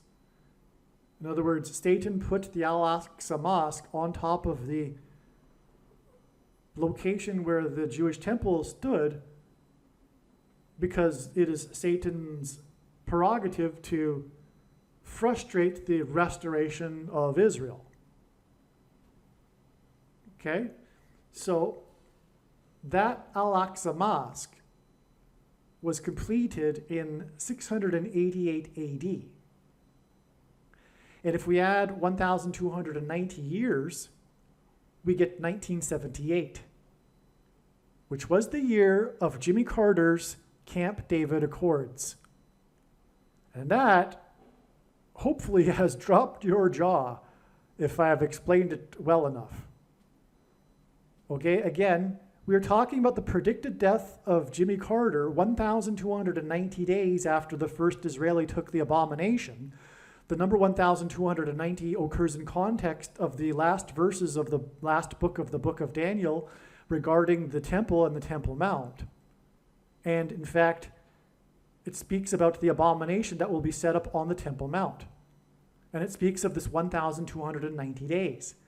We also know from Bible prophecy that the days are symbolic of years. And when we add 1,290 years to the abomination that is on the Temple Mount, which is the Al-Aqsa Mosque, we get Jimmy Carter and the Camp David Accords, which is about Israel and its land, just as is the Temple Mount is. Because the final stage of the restoration that has yet to occur is the Jews taking control of the Temple Mount and rebuilding the temple, which is going to happen shortly. Because first they got restored and they got a state, but they didn't have East Jerusalem. Then in 1967 they got East Jerusalem, but they still didn't have the Temple Mount. So there's a three-stage process here. There's parallels with this 3 stages, by the way, in the Bible too, and also there's the 3 stages of pressing olives to make olive oil, and on and on. And there's the 3 stages of Jesus' crucifixion too, which began in the Garden of Olives. Well, anyway, what I'm saying here, again, I'll just say this again, just to be redundant, just to make it clear. We have in the Bible, in the context of the end and the Temple Mount, a period of 1,290 days. And we know from Bible prophecy that these numbers of days are symbolic of numbers of years as well. Okay, there's the year for a day prophecy rule. I'll just give you a quick example. Daniel chapter 8 talks about the temple and it being restored after 2,300 days. And it talks about the most central or the most important battle in Western history, which was the Battle of Granicus. Had the Greeks lost to the Persians, there wouldn't have been Western civilization. That battle happened in 334 BC. And when we add the 2,300 years instead of days, we get 1967. And if I didn't mention, the reason why that's relevant is because the passage continues to repeats it over and over about this restoration of the temple. And the Jews recaptured the Temple Mount in 1967. For the first time since Daniel, they had self-rule over the temple, or the East Jerusalem. Well, they had, for one day, or maybe it was 10 days, they had rule over the Temple Mount until they gave it to the Jordanians. And so that fulfilled that prophecy. It was exactly 2,300 years after the Battle of Granicus. And without that connection, there is no purpose for the Battle of Granicus in that prophecy, contrary to what the deluded Jehovah's Witnesses say. Okay, so we have the year for a day rule in Bible prophecy. Now, this 1,290 days, again, is talking about a spiritual abomination, which we know the primary fulfillment of that is what will happen on the Temple Mount. But the mark of the Antichrist, is also a spiritual abomination. And the thing was taken for the first time in Israel on December 19th, 2020. And when we add 1,290 days, we get July 1st, the predicted date of the death of Jimmy Carter. But the Al-Aqsa Mosque, which is also symbolic of what is coming on the Temple Mount and a spiritual abomination, because it is in itself a spiritual abomination, when that was completed in 688 AD, and when we add 1,290 years, we get 1978, the year of Carter, and the Camp David Accords, which was an abomination. The biggest transgression against God that's described in the end that the nations will do is exactly what Carter did. This dividing of God's land and giving the land back in the name of peace. But there is no peace with the spiritual enemy. You can't make peace with Satan. And that is the spiritual force behind Islam, obviously. And when this prediction comes to pass, it'll prove Christianity, and therefore it will prove what I just said, that Islam is a force from Satan. And that's why you can't make peace with it.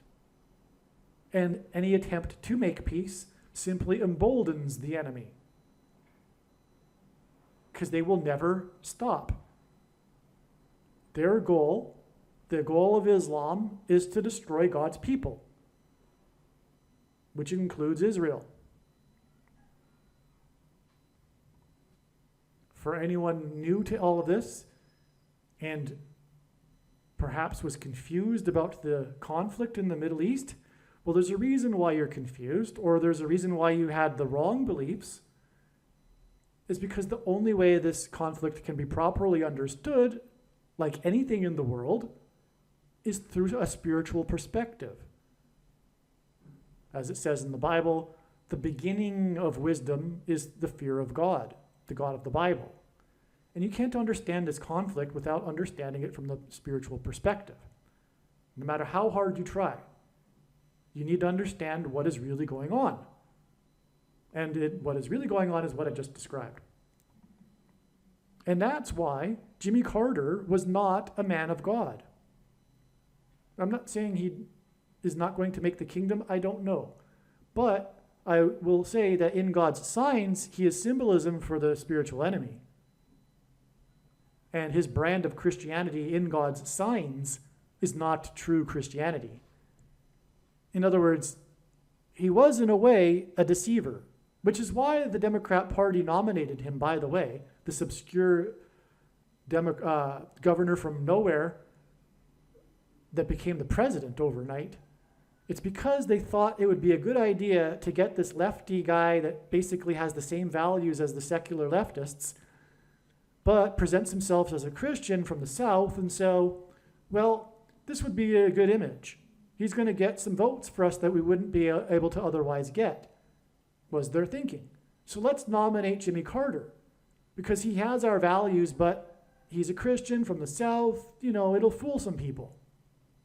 So that's Jimmy Carter. He symbolizes deception, like Satan, the liar, the king of lies. And that's why Jimmy Carter did what he did with the Camp David Accords. He at the very least, he didn't understand God's plan and Bible prophecy, like many Christians today, by the way. Speaking of the Jehovah's Witnesses, just for example, they have what's called replacement theology. They believe that the church replaced the Jews in the prophecy, but God doesn't change his mind like that. What God writes is the way it is. He didn't change his mind after the prophecies were written and the church has replaced the Jews in end times prophecy. That's so out there. But prior to the 20th century, you could be forgiven for believing such a thing because it had been 19 centuries since there had been an Israel. But since Israel has been destroyed, someone that still believes in replacement theology has a serious problem with regards to thinking for themselves and not going along with, anyway, like something like a cult, like leadership, like the Jehovah's Witness organization.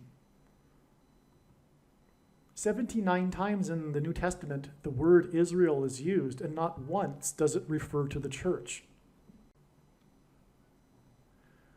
All right. Now, getting back to what I was saying and to finish this up here,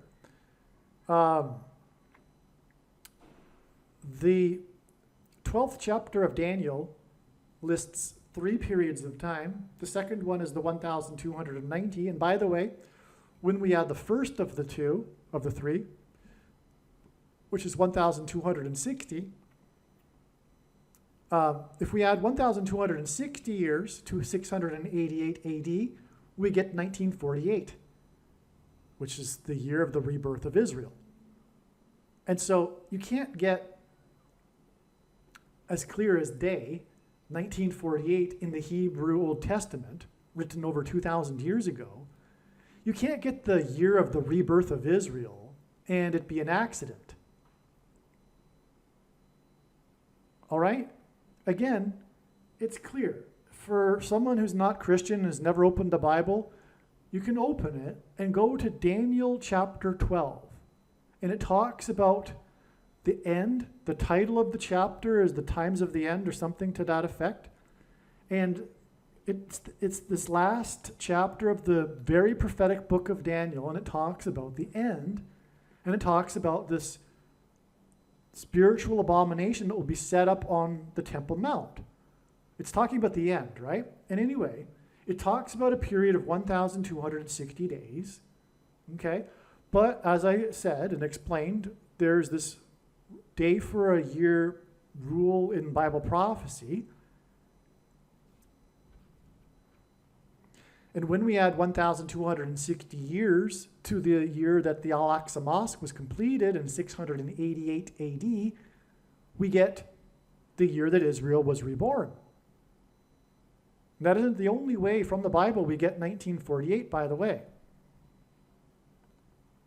Just quickly, in Ezekiel chapter 4, God told Ezekiel, and this is where we get the year for a day rule in the prophetic chapter 4, God told Ezekiel to do a certain thing to demonstrate how Israel was going to be punished for 390 plus 40 days, okay? And God told him that this would be symbolic of 390 years plus 40 years, for a total of 430 years. Now, also in Bible prophecy, it was prophesied beforehand that the Jews would be exiled for 70 years and then would be allowed to return to Jerusalem after the 70-year period, which is exactly what happened, and secular history records this did happen as well.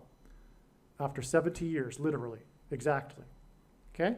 So the Jews came back after 70 years, which means that 430 years subtract 70 years leaves us with 360 years. So 360 years was remaining of the punishment. Now, in Deuteronomy chapter 28, the chapter I spoke about earlier, in which God spoke to the Jews before they crossed into the promised land, he told them that if they do not repent when they come back, that he will multiply their punishment times 7. Okay, so 360 years of the remaining punishment when they came back in 536 AD, BC, we get, so 360 years is the remaining of the punishment at the time that they came back in 536 BC. Okay, so 360 years times 7, though, is 2,520 years. In the Bible, a year, a prophetic year, is 12 months of 30 days each. And when we times out 30 days times 2,520, we get a total of 907,200 days. All right, and that number of days, when we add it to the autumn of 536 BC, we get exactly the spring of 1948. You can do that very simply too by dividing the 907,200 days by 365.25.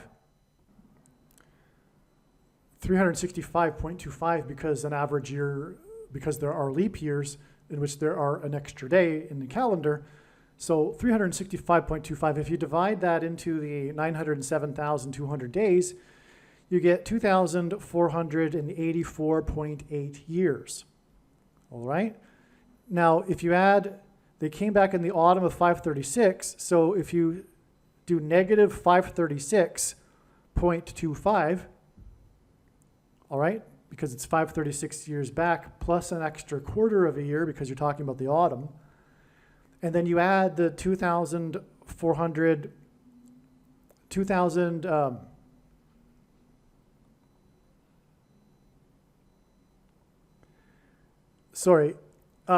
the autumn of 536, if you were to do it into a math equation, would make it negative 537.25. Because you go back a complete 536 years, and then you go one quarter more, you're talking about a negative 537.25.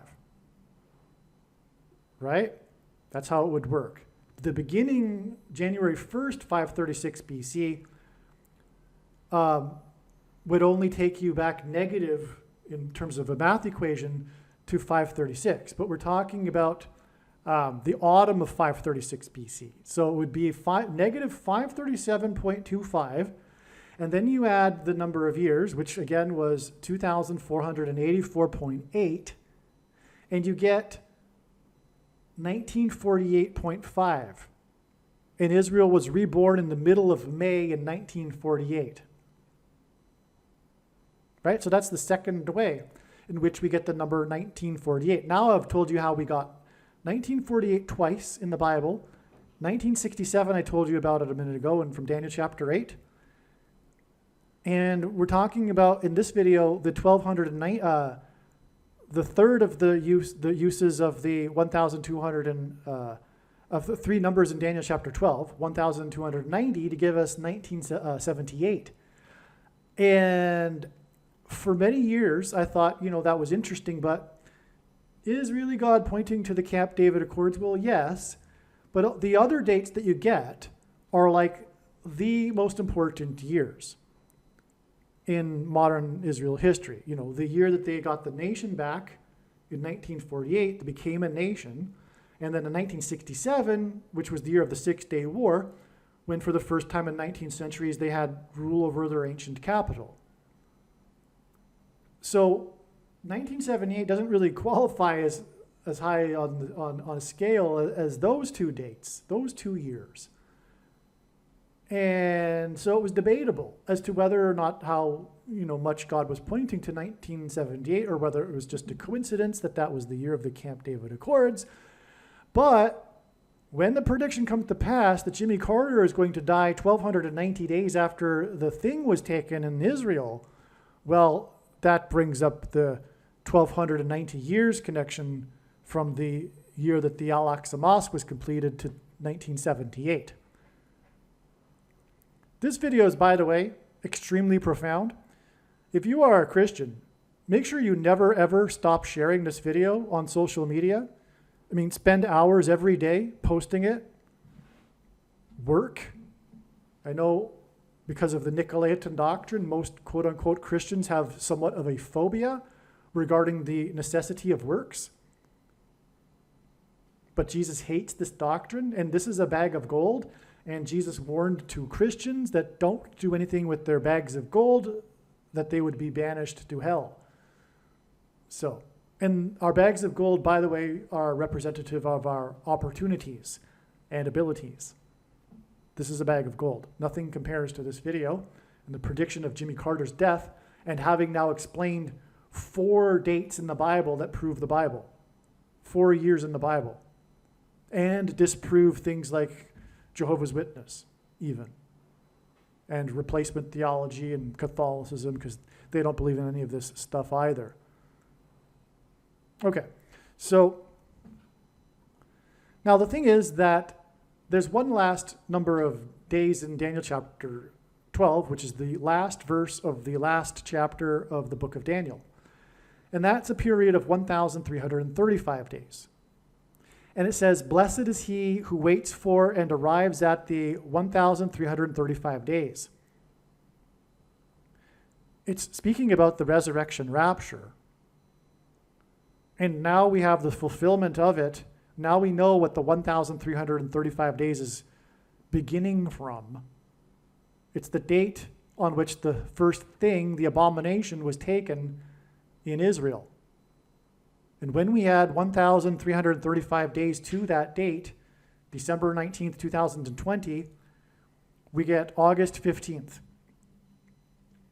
Now, I believe that the rapture will occur in the AM on the 15th and on the 14th in the US.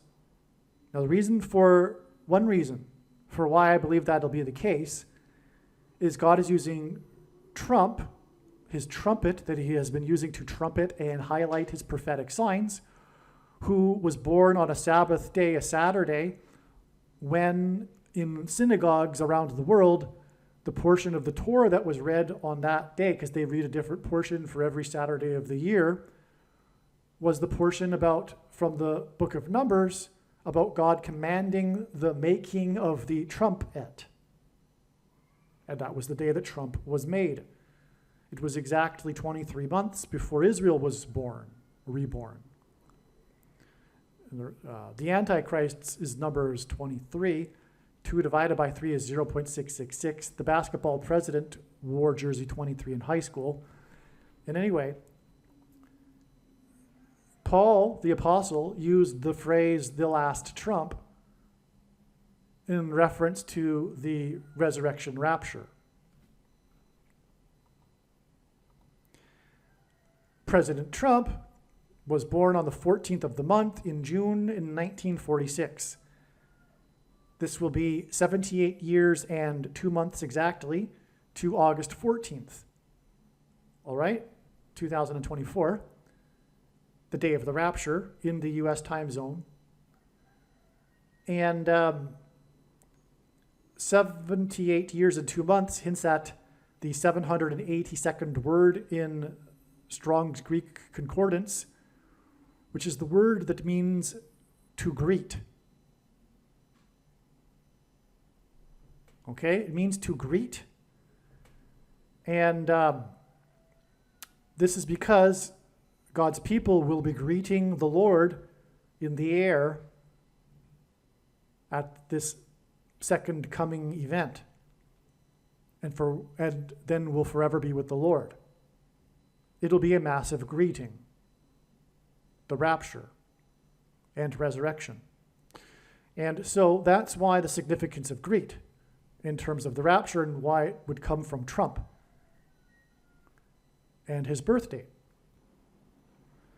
Now, speaking of greeting in the air, in God's signs, Jupiter is symbolic of Christ, the king planet. But it is also symbolic of the body of Christ. Now, it has been known since 2017 that August 14th and 13th, actually, and I'll explain why the 13th. Well, I'll mention it already. It's the 9th of Av in the Hebrew calendar, which was the day that the Second Temple was destroyed, as I was explaining. But the Second Temple, as it says in history, in historic texts, burned into the 10th of Av as well. And so the 9th of Av is the 13th, the predicted date of the solar flare, which will hit later, I believe, late on the 14th and early on the 15th, depending on what time zone you are in. And anyway, the reason this sign in the night sky, in Genesis 1:14, God said that the lights in the sky are for prophetic signs. This sign in the night sky has been known to be the Revelation 15 sign since 2017. Since 2017, it was known that this would be the fulfillment in the night sky of what is described in the first verse of Revelation chapter 15, which speaks of a sign in heaven. There is another sign in the night sky that's described in Revelation chapter 12 that was fulfilled on September 23rd, 2017. It was the rapture sign, the once in a human history fulfillment, alignment of the stars in the sky, all right, the planets, and that's explained in other videos, and this is the Revelation 15 sign. And one reason it is known, or was known since this time, is that it occurs on the 9th of Av. But the 9th of Av technically begins on the 12th at sunset and goes to the 13th at sunset. And so the 14th and 15th aren't the 9th of Av. This was another reason why I originally thought that the rapture would be on August 13th, because it just seemed logical that it would be on this date, on a significant Hebrew calendar date. But, like I'm saying, it is the day for the fire. Speaking of the burning of the temple that burned into the 10th, we are talking about fire from the sun that's coming. Okay? That's why the sign is the conjunction with Mars, because Mars is symbolic of war. In ancient astrology, it's symbolic of war and blood. It's the red planet. And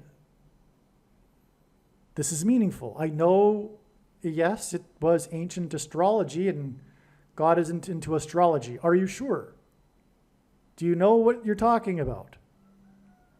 God said that the lights in the sky are for prophetic signs. They symbolize things, and why can't God use the symbolism of the ancients to portray what he wants to in the night sky, especially the ancient Jews?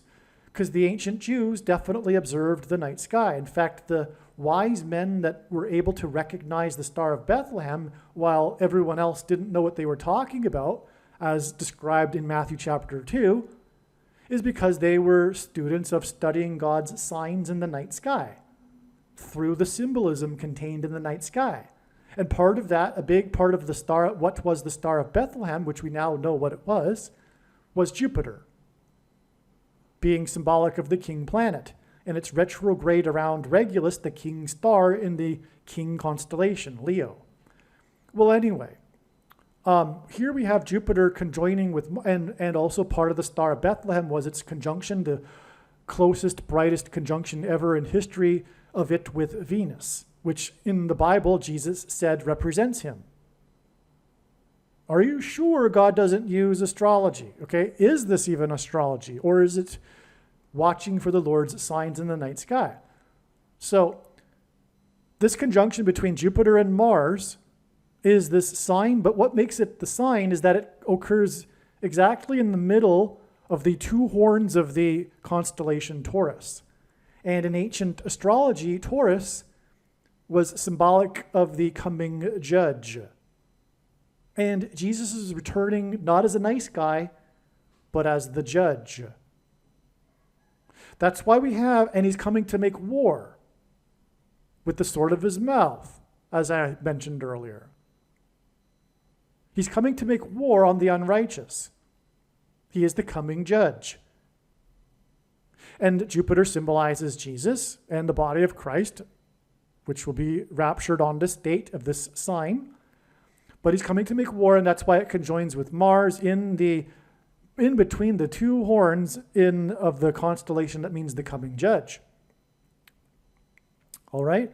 Now, if we look at it, the date, so here's the date, right? Arguably, the 13th is also a close conjoining with it, right? Which is why I thought, I overlooked the fact that it's closest on the 14th and 15th. Depending on what time zone, this time zone is UTC time.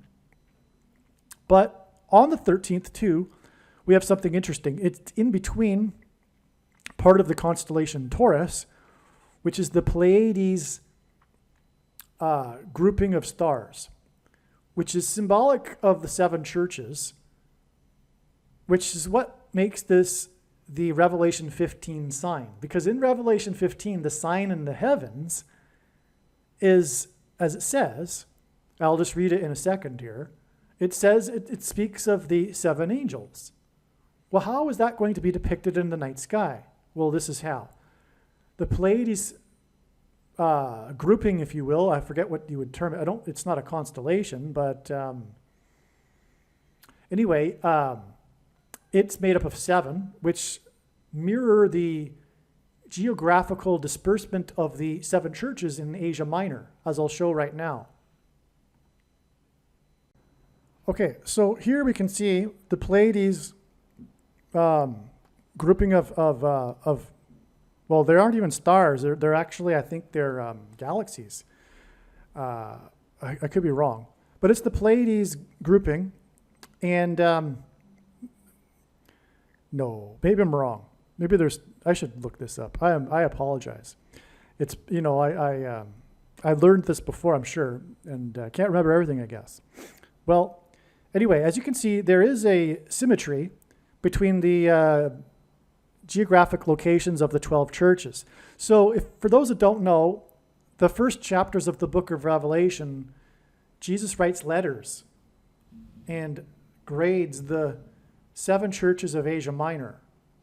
The only church of the seven that he said didn't have anything against them and would be spared the hour of tribulation, in other words, raptured, was the Church of Philadelphia, which is a serious warning for quote-unquote Christians.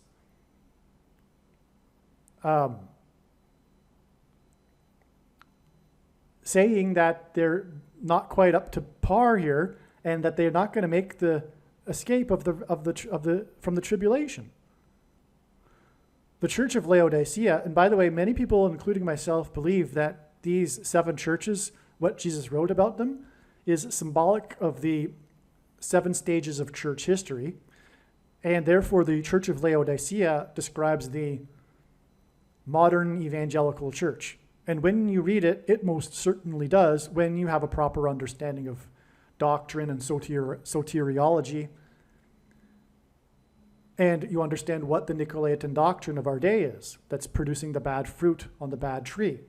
That is the modern evangelical church. The Church of Laodicea, that thinks that it is in need of nothing, does not fear the Lord, really, which is what the Lord is looking for, really, and thinks it is in need of nothing, but does not realize, as Jesus said, blind, pitiable, naked, poor, and such that Jesus wants to vomit out of them out of his mouth.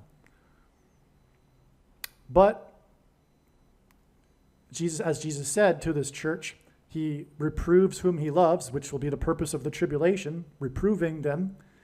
He reproves whom he loves, and he is still knocking at the door, which is quite something because it says that, in other words, Jesus isn't inside this church. He is knocking on the door, and this church isn't letting him inside. They think he's inside, but they're not letting him inside the church.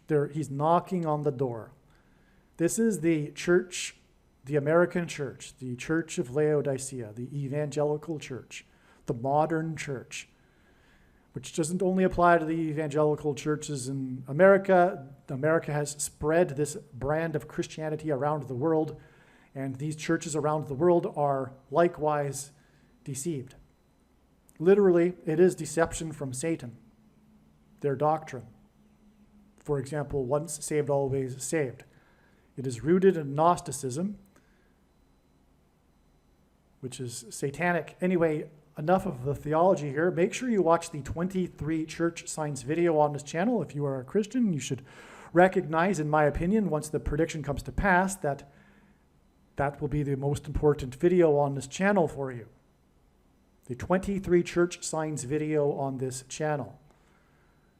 Okay, so back to what I was saying here. So we see the parallel here, right? Between Pleiades and the 7 churches.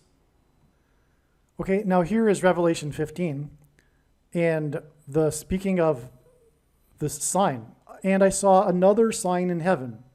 He's saying another because the first one was the Revelation chapter 12 sign, which was fulfilled in the night sky on September 23rd, 2017. As I'm saying, this sign will be fulfilled on the 9th of Av in 2024, and it was believed that this would be the case since 2017.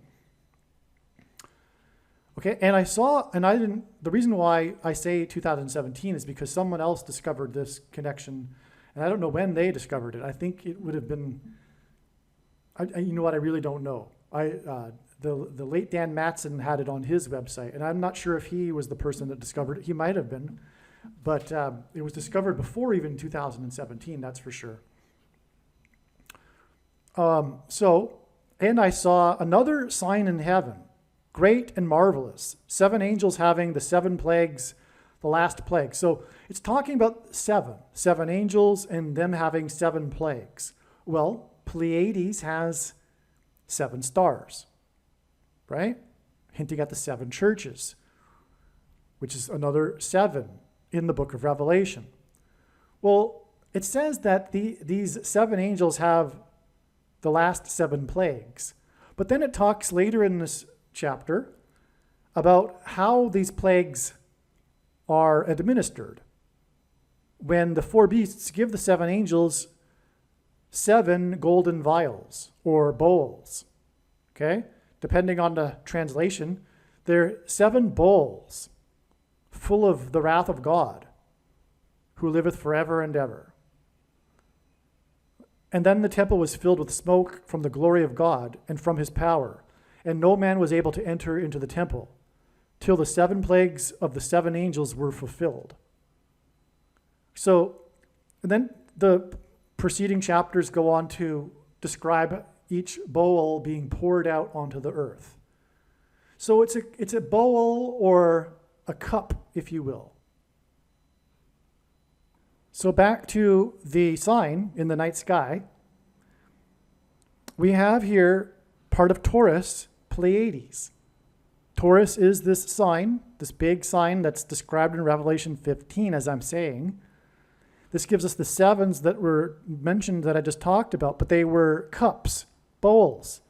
Well, if you look at it, it's quite clear, in my opinion, that this is a cup with a little handle on it.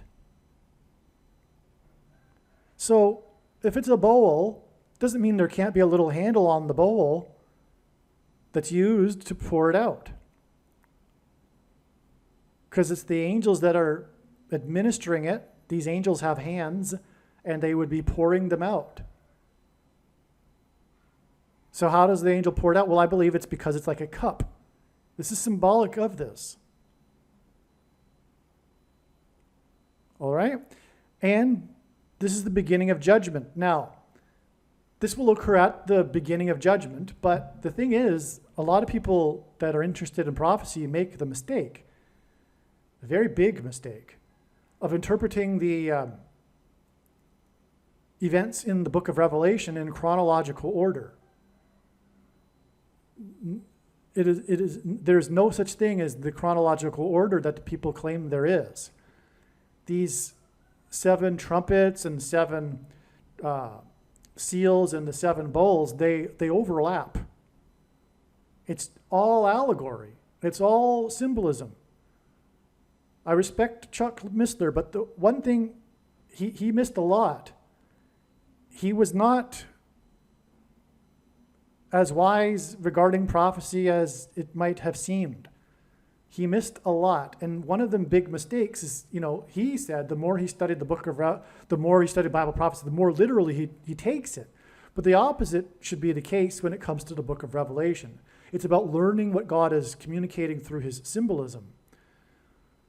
Well, anyway, they're all overlapping, and so we have here at what will be something like the beginning, because the solar flare, I believe, is the first trumpet as well at the same time. But it's occurring, as we can now see, with the first beginning of the bowl judgments as well. So they all overlap, right?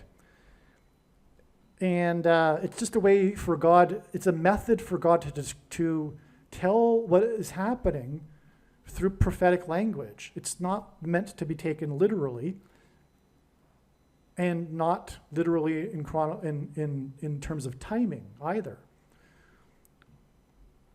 And speaking of not to be taken literally, neither is the 1,260 days or the 70th seven in Daniel chapter 9. The 70th seven began, there were a number of symbolic beginnings to the final 7 years in 2017, including the inauguration of Trump when he was 70 years, 7 months, and 7 days old, 77 days before he launched 50 missiles into Syria, and 59 is the 7th super prime number. And his inauguration was 73 days, which hints at 3 sets of 7, after he was elected by 77 electoral votes, which was exactly 73 weeks after he first symbolically descended the escalator in his Trump Tower, which was exactly 188 months after the 7.0 earthquake in Joshua Tree, California, because the Israelites, led by Joshua before the walls of security collapsed, blew trumpets, and Trump's presidency was synonymous with his border wall of security, which, by the way, the walls of security in Jericho collapsed due to an earthquake, hence the 7.0 earthquake in Joshua Tree, California. Okay, anyway. So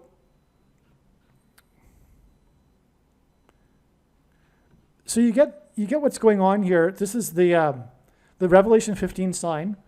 Now the 9th of Av is this date here, but what's neat about it is that Mars is in between Pleiades and Jupiter, but on reconsideration, that doesn't mean much. It's closest on the 15th and 14th. Okay, so anyway, like I'm saying, this is symbolic of the church, right? The 7 churches. This is symbolic of the meeting of the church, the conjunction. Because, for example, Jupiter-Venus conjunctions, the prophetic ones, have been symbolic of the rapture, the resurrection rapture. Well, anyway, I don't want to get too much off track here. But again, Jupiter symbolizes the king planet. It's the it's the largest planet, but it's also got what astronomers call the giant red spot. That's literally its name. And it's got stripes because it hints at Isaiah chapter 53, and by his stripes we are healed. And Jesus was flogged, and also the spear was stuck in him, and out of which poured blood and water. And that's why the giant red spot on Jupiter. Now, one last amazing thing to talk about here regarding Jupiter and how this 9th of Av date was known to be the big important date since, years ago, since 2016 or whatever. This 9th of Av will be the 30th anniversary of the day of the 9th of Av in 1994, when Comet Schumacher-Levy 9, that's its name, Comet Schumacher-Levy, the 2 men that discovered the comet, 9.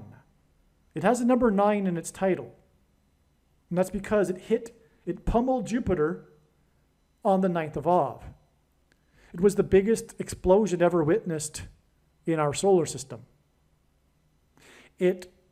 Prior to it was not known how big of an event visually, how big of a spectacle it would be, and it overwhelmed even the most non-conservative estimates.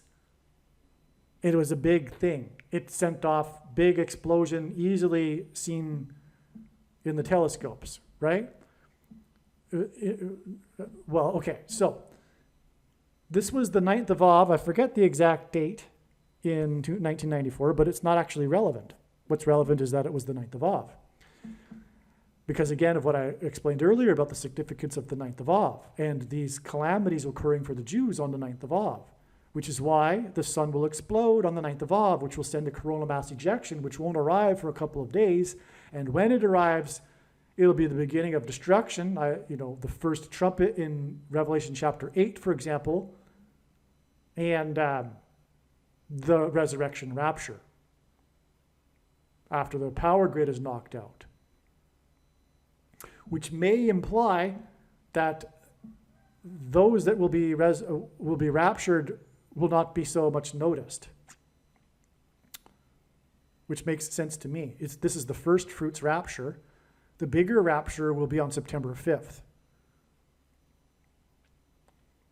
And then the second coming of Lord Jesus Christ will be on October 12th, the Day of Atonement in 2024. And this has been known since 2016 as well. That the second coming would be in 2024 has been known since then with 100% certainty since then. And along the way, God has repeatedly confirmed this over and over. You have no idea how many times, countless times, God has confirmed this through his big picture of patterns, connections, and signs, which is only being explained on this channel. And the reason why this prediction, the prediction for the death of Jimmy Carter on July 1st, followed by James Earl Jones on July 5th, the reason for this prediction, make no mistake, it is to prove that this is God's true big picture of signs, patterns, and connections. I know far better than you the reason why that God has provided this prediction and given me a voice through this prediction, is to tell you about his big picture of signs.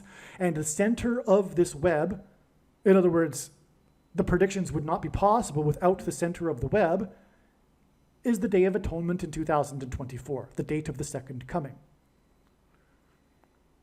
So case closed when the prediction comes to pass. No more debate. There is no 70th 7. It already began symbolically in 2017, like I was saying. All right? So,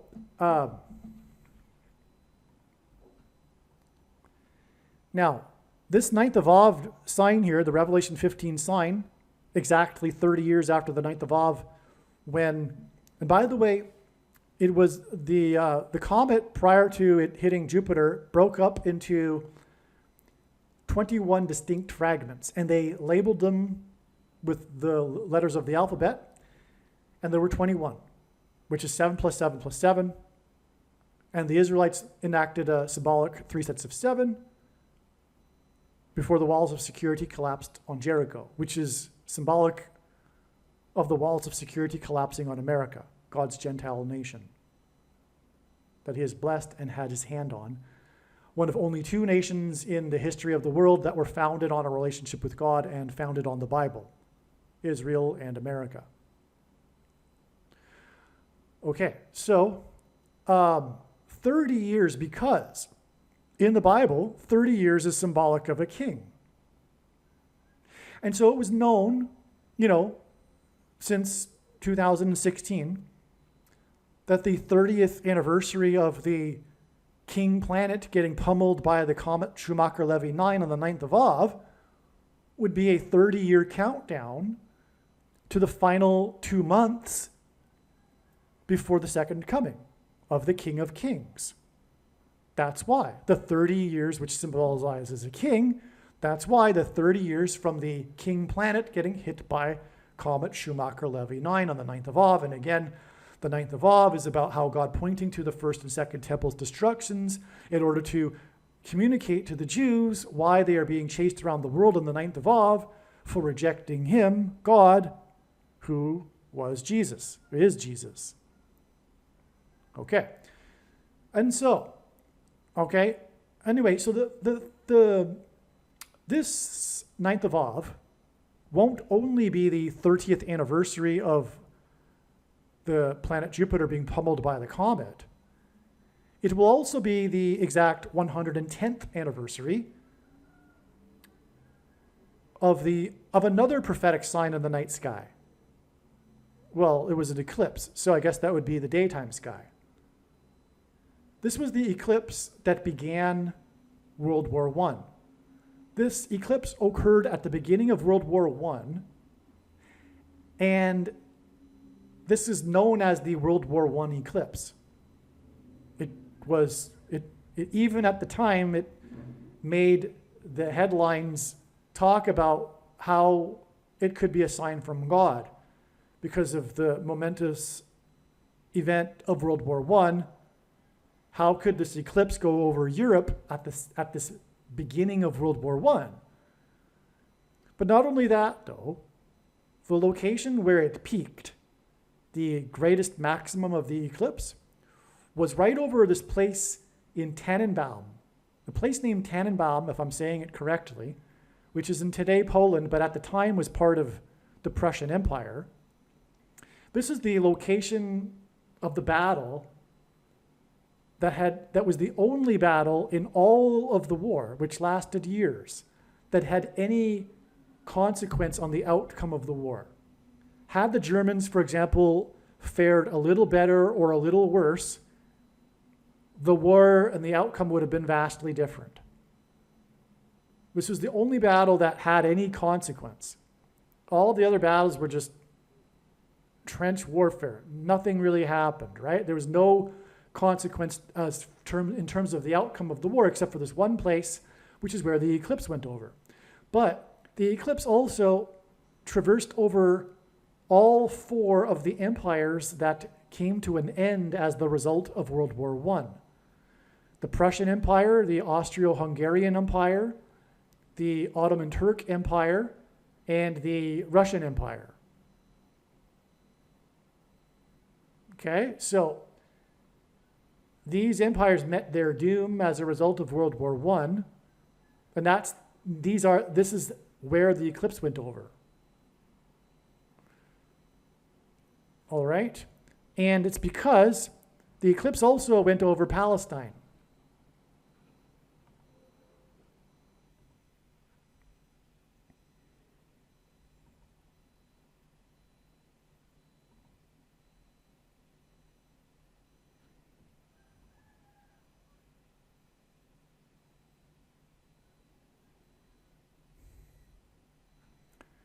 No, I'm sorry, it didn't go over Palestine. It went over the Middle East. It went over the Ottoman Turk Empire, which as a result lost the territory of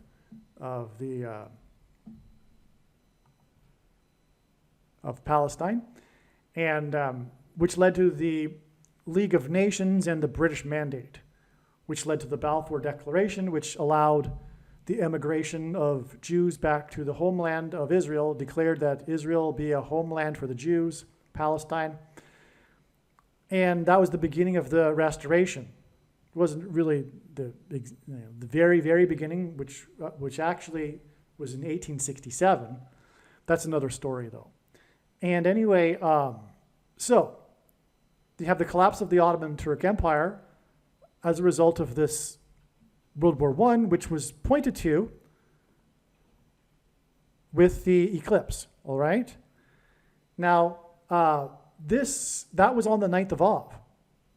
This will be the 110th anniversary of that, this symbolic beginning of the restoration of Israel. When the disciples asked for the signs of his return, Jesus replied, talking about there being rumors of wars and nation rising up against nation. He was speaking of World War I, and he mentioned how it would be the beginning of birth pains. When a child is born, prior to it, there are these contractions and these birth pains that gradually become more and more frequent and more intense.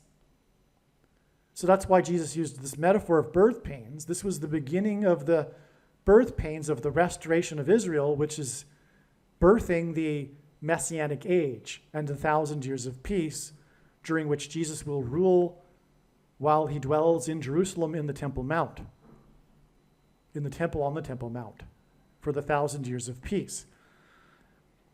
And so that's this, process of this restoration of the Jews back to Israel, which really began with the Balfour Declaration, which was the result of the Ottoman Turks losing their rule over the territory, I believe, after exactly 500 years. But so anyway, that was why World War I was so significant and why the signs pointed to this, including the eclipse. Well, again, we are talking about another sign in the sky exactly 110 years later. Now, 110 is a very important number in God's signs because the Israelites crossed into the promised land on the 10th day of the first month, the date 110, which hints at 110. Jesus' triumphal entry into Jerusalem, when he officially arrived as the King of the Jews, was also on the 10th day of the first month, Nisan 10, which again hints at 110.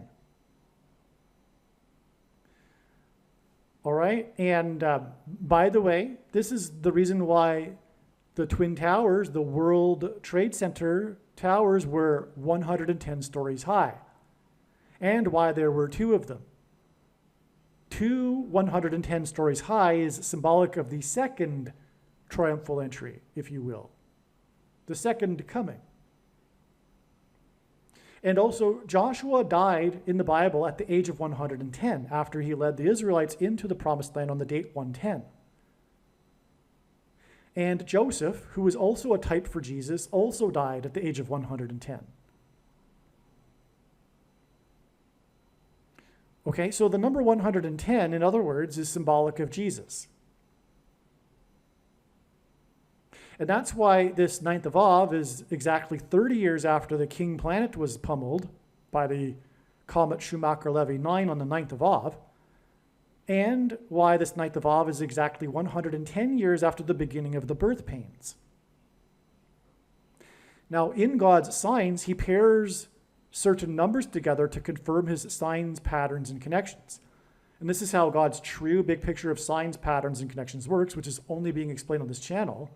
It works on the principle of second and third and multiple witnesses that confirm a matter, as the Bible says is required. And this is what makes what is being explained on this channel true and not a product of one's imagination, and different and unique than everything else on the internet that claims to be an analysis of God's prophetic signs. And one simple way in which you would provide a second witness for us, if we think about it, is through pairing certain numbers together, such as 9 and 110. And I know this because I've been studying his big picture of signs from morning until night for more than full-time hours for more than 6 years. But 9 and 10 because the number 9 is the most important number in God's signs, as from the Bible it symbolizes God's judgment. And Jesus is coming to return as the judge, and we're talking about this sign on the 9th of Av in the constellation that in ancient astrology was symbolic of the coming judge. It's the conjunction with Mars which further confirms this. And so 9 and 110 are paired together too, which is why the 110 stories on 9/11 collapsed and engendered an earthquake that cracked the foundation of Federal Hall, where George Washington was first inaugurated, the symbolic beginning of the nation, on Wall Street. And Wall Street, as in Joshua and the Israelites that marched around the walls of security before they collapsed in God's judgment, and Joshua died at the age of 110, hence the 110 stories that cracked the foundation of Federal Hall and Wall Street. Wall Street was named after the 9-foot-high wall of security that the Dutch built to keep the British and the Indians out. That's why 9 and 110. On the prophetic 20th anniversary of the collapse of the towers was the collapse of Afghanistan, and the iconic images of the big cargo plane taking off down the runway with Afghanis running after it and hanging onto it and falling from it. But if you look at that image again, you'll see a big number on the side of it. Its serial number. It's 1109, which is a pairing of 110 and 9. Which is why it was the 20th anniversary that Afghanistan suddenly collapsed. It pointed to 9/11 and the collapse of the 110 stories that cracked the foundation on Wall Street, named after the 9-foot-high wall of security. Furthermore, the Israelites blew trumpets, and they were led by Joshua, who died at the age of 110, and they went into the promised land at the date 110. And they blew trumpets in one long last trump before the walls collapsed in God's judgment. And on 9/11, Trump, God's trumpet, called into Channel 9 News and mentioned how his tower on Wall Street had become the tallest tower in Lower Manhattan. Okay, so this is like the ultimate pairing of 9 and 110. This 110th anniversary on the 9th of Av, of the beginning of the birth pains, which in other words symbolizes the end of the birth pains and the second coming of Lord Jesus Christ. All right, now I think we have just one more thing to talk about here, which is also amazing. But we have a prophecy in Revelation chapter 17 that speaks of 7 kings and an 8th king. And it says that this 8th king was, is not, and will be again. And when he comes again, or when it becomes again, people will marvel at it. Now, the primary fulfillment of this, the 7th king is Pope Francis, and the 8th king, which is described as being a beast that was, is not, and will be again, is a revived Roman Empire, a conglomeration of the Western nations with Rome as its seat of power. Rome was stripped of its temporal powers by Napoleon, and so it was, and then is not, and will be again, when Rome becomes politically powerful again, with the rise of the apostate Pope Francis. That's described in 2 Thessalonians chapter 2. Okay, so that's the primary fulfillment of it. I won't get into any more details. I've already done it, in fact, in another Jimmy Carter video. But there's a secondary sub-level, a different level, simply a symbolic, because God is very creative and he can do whatever he wants with his signs, and he can have multiple layers. This isn't the literal primary fulfillment, but it's a secondary fulfillment on a lower level, if you will, okay? So just take it for what you will, but it is true, which is that Jimmy Carter is symbolic of the first of the 7 kings, which is why he was inaugurated in 1977. This leads us to the 7th president since then, Jimmy Carter 1, Reagan 2, Bush Sr. 3, Clinton 4, Bush Jr. 5, Obama 6, Trump 7. And Trump was inaugurated, Carter was inaugurated in 77, and Trump, the 7th of these kings, was inaugurated at the age of 70 years old, 70 years, 7 months, and 7 days old, 77 days before he launched 59 missiles into Syria, and 59 is the 7th super prime number, and his inauguration was 73 days after he won by 77 electoral votes, and I just went into that. So it's in other words a confirmation that Trump is the seventh king here, symbolically. Okay, just symbolically. And the reason for this symbolic secondary sub-level fulfillment, if you will, is simply to point out how Obama, the 8th king, was, is not, and will be again. He was the president, isn't the president, and will be the president again. And that has been what Trump has been trumpeting essentially all along in terms of God's signs. He's been trumpeting the end times and the Antichrist. How did Trump become popular? What coincided with Trump's rise politically in the first place? It was calling out Obama for not being born in America and for demanding his birth certificate. Trump was trumpeting the unconstitutional president and Antichrist. Which is why Obama becomes the 8th. Now, okay, Biden is, the so-called president, but he isn't. He's just a puppet. He's just a figure person. And everyone knows that now, but I've known that even before he was elected, that he would step down because of his age and make his old pal Obama the president again. I knew that even before the 2020 referendum. Okay? And because of God's signs. And I knew this would be how Obama would become the president again, through being appointed instead of elected, thus overcoming the 22nd Amendment, which restricts someone from being elected more than twice. Now, will the Supreme Court go for that? I don't know. Sometimes I wonder about a few of the so-called conservative justices, but what I also think is going to happen is that the reason for the propaganda on this about the Supreme Court from the wicked, evil, satanic political cult of the left and the satanic left mainstream media, why they have been putting out propaganda on the Supreme Court is because I do believe they intend to stack the court, just like Roosevelt did, the 32nd president, which is why the name Obama equals 32 in simple English gematria. And 32 is 4 times 8, which hints at the 48th president, which is what Obama will be after Michelle becomes the 47th president. And also, Roosevelt was the only president who served more than 2 terms, just like Obama will.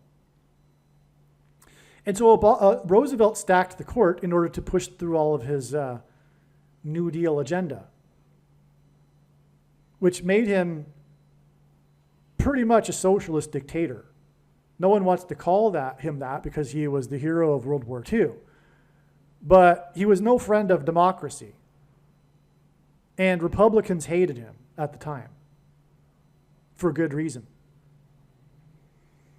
And so anyway, so what I'm saying is that what's very interesting is this secondary layer of this prophecy. And it points to the 7th king, Trump-et, God's trumpet, President Trump, who was the 45th president. And this is why this 9th of Av, well, it's not the 9th of Av. The sign of the Revelation 15 sign will be on the 15th of August, and the power and the coronal mass ejection will hit late night on the 14th or 15th, okay? So, and August 15th is 45 days after the predicted death of Jimmy Carter. Okay, so again, with this 7 kings secondary fulfillment of this prophecy, Jimmy Carter is pointing to the 7th king, the 45th president, which is why the beginning of the end times, if you will be 45 days, or rather I should say the last trump, the resurrection rapture, will be 45 days, as in the 45th president, after the death of Jimmy Carter. Because Jimmy Carter, again, is pointing to the 45th president through this prophecy. And the last trump is a phrase the Apostle Paul used in regards to the resurrection rapture, which is why the resurrection rapture will be 45 days because of Trump at the 45th president after the death of Jimmy Carter. Now, also, August 15th, and I've known this long before this video, and I'm making this video on the day of all of this being discovered, the same day. But what was known for quite a while now is that, because again, at the beginning of this video, I said that I believed the sun would erupt on the 13th and that this would also be the day of the rapture. But now I know that it takes a couple of days for the coronal mass ejection to reach Earth, and that will be when the rapture is. But anyway, What I have known and didn't quite know how to fit properly into the puzzle is that August 15th will be the 45th anniversary of the release of the movie Apocalypse Now. The movie Apocalypse Now is pointing to the now beginning of the apocalypse, which is now known to be 45 days after the death of Jimmy Carter, and August 15th, 45 days after the death of Jimmy Carter, will be the 45th anniversary of the movie release of Apocalypse Now, which cost $45 million to make. The movie Apocalypse Now first came onto my radar in terms of prophetic signs after the prophetic sign involving P. Diddy on March 25th, 2024, when the FBI raided his homes, which is explained in the Apocalypse Now video on this channel, the details of all of this, which is amazing. You need to watch that video. But it made me look at P. Diddy, and it was discerned that his epic video named Victory was a prophetic sign. This video, Victory, is 8 minutes long. It's known for being a long video. It's like a mini movie, if you will, and it's apocalyptic. P. Diddy is being chased around. It's nighttime. It's apocalyptic. It's in the future, in an apocalyptic future. It's a reminiscent of the movie Running Man. So this movie is apocalyptic, and in this video, the video is apocalyptic, and in this video stars Dennis Hopper. Dennis Hopper, who starred in this apocalyptic video named Victory, starred in the movie Apocalypse Now. Okay? And that's how the movie Apocalypse Now came onto the radar, because I realized that through P. Diddy, he was pointing to his apocalyptic video starring Dennis Hopper in order to point to the movie Apocalypse Now. And that was realized, within a day or two after March 25th. Then came April 5th, the date 4-5, which hints at 45. And on that day, P. Diddy posted on social media a link to his video, Victory, which points to Apocalypse Now, which cost $45 million to make. And P. Diddy posted his video, Victory, and that's all his post was, because he was posting it in defiance of the ganging up on him in the media, rightly so, now we know. But anyway, him being charged, he was, fighting back, if you will, saying that he was going to be victorious, whatever. But he posted his video Victory on the date 4-5, which ends at 45. And the video points to Apocalypse Now, which cost $45 million to make. And not only that, $9 million of the $45 million was spent on promoting the movie, Apocalypse Now. The number 45 is the 9th triangular number. In a triangle of numbers, the last number in the 9th row is 45. The reason why it's significant that it cost $9 million to promote it is because that's an unusually significant amount. That's why it's mentioned on the Wikipedia page for the movie, for example. It's designed by God, in other words. And so on the date 4-5, which ends at 45, P. Diddy posted his video Victory, which hinted at the Apocalypse Now movie starring Dennis Hopper, which cost $45 million to make, 9 of which was spent on promotion. And on the 45th anniversary of this movie that cost $45 million to make will be the Resurrection Rapture and the beginning of the Apocalypse Now, shortly after the 9th of Av, when the sun erupts. And the movie poster for Apocalypse Now is a blood red sun and a sunset river, which could be interpreted as a river of blood. To close here, I just want to make sure that I said it. Maybe I forgot. I think I might have explained this, but we were talking about Daniel chapter 12 and these numbers of days until the end. We have a 1,290 days period until the end and a 1,335 days period until the end. When we add the 1,290 days to the day that the abomination was first taken in Israel, December 19th, 2020, we get July 1st, the date of the predicted death of Jimmy Carter, as was explained. When we add 1,335 days to the abomination first being taken in Israel, we get August 15th. The date of the resurrection rapture and the beginning of the apocalypse now.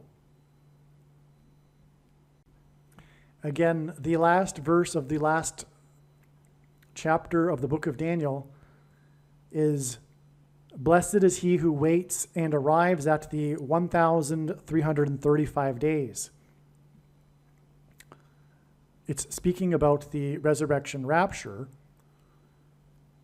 And again, we've confirmed the significance of adding the 1,290 days, or will be confirmed when Jimmy Carter dies as predicted on July 1st. Therefore, this is confirming that the resurrection rapture will be 45 days later and 1,335 days after the abomination was first taken in Israel. All right, there is actually one more thing that I need to add that's very, very important, actually. I alluded to, or I started to get into this, but then reconsidered, but I've reconsidered again and remembered that this is very important and is relevant. Because just last night, so this information that's in this video, this 1,290 days connection, which by the way, I owe credit to Steve Fletcher 222 YouTube channel, and him and the people that he's collaborating with that have pointed out this 1,290 days connection. They don't know that Jimmy Carter is going to die on July 1st. They're expecting something though. And so the thing is that last night, just last night, I was inspired to look up Laura Branigan, the singer from the 1980s whose hit song was Gloria, a very prophetic, important song that God used in his prophetic signs in 2019 with the St. Louis Blues and their Stanley Cup run, and how they used this song in their locker rooms, and it became the anthem after their wins, became the anthem of St. Louis during this period, Gloria. There's so much to say about that. I could talk to you about an hour about the St. Louis Blues sign or more. It's very, very important, but that's already been explained in the hockey heart attack video. If you are able to find it, I highly, highly recommend going and searching for that video. But anyway, so Laura Branigan came to mind, and I looked, and I had earlier learned that her other hit song, Self-Control, was important. But now that the bigger picture has become clearer since I last thought about Laura Branigan, which would have been late last year, I thought to look it up again, and sure enough, it's very important. So the song Self-Control, which is a very dark, hedonistic song, and so you get if you don't remember the song, it's, you know, she's losing her self-control. She's a creature of the night. She hasn't got the will to try and fight. Okay, and apparently I just read on Wikipedia that someone said that the song was written about searching for. Anyway, never mind. So the point is, though, is that this is symbolism for what is coming. which is demonic possession, people losing their self-control. And those that will be demonically possessed are those that have taken the thing. And today it was learned, courtesy of Steve Fletcher, it was brought to my attention with a video that he made that December 19th was the first date in which someone in Israel took the thing. I had prior to this been focused on the first date that someone took the mark of the Antichrist in the US, which arguably, I'm sure, is a more important date in general in terms of God's prophetic signs, because there's so many profound connections. Anyway. So December 13th, 2020 is the date that the first Israeli took the thing, including, I believe, the leader of Israel. And what I was about to start explaining was that was a date that I already knew was a prophetic sign.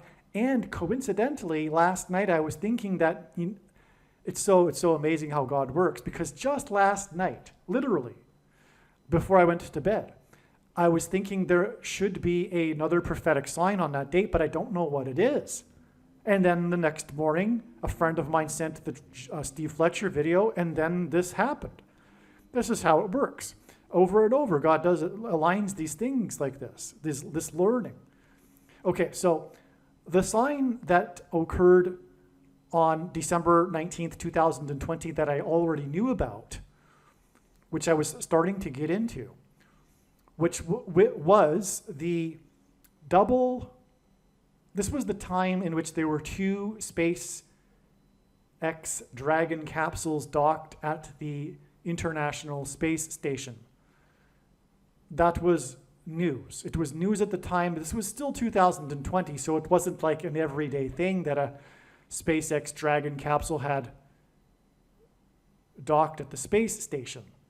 But there were, at this time, two docked at the space station, and this made it especially newsworthy. And that was symbolism for the two antichrists that are described in Bible prophecy. Revelation chapter 13 speaks of two antichrists, for example.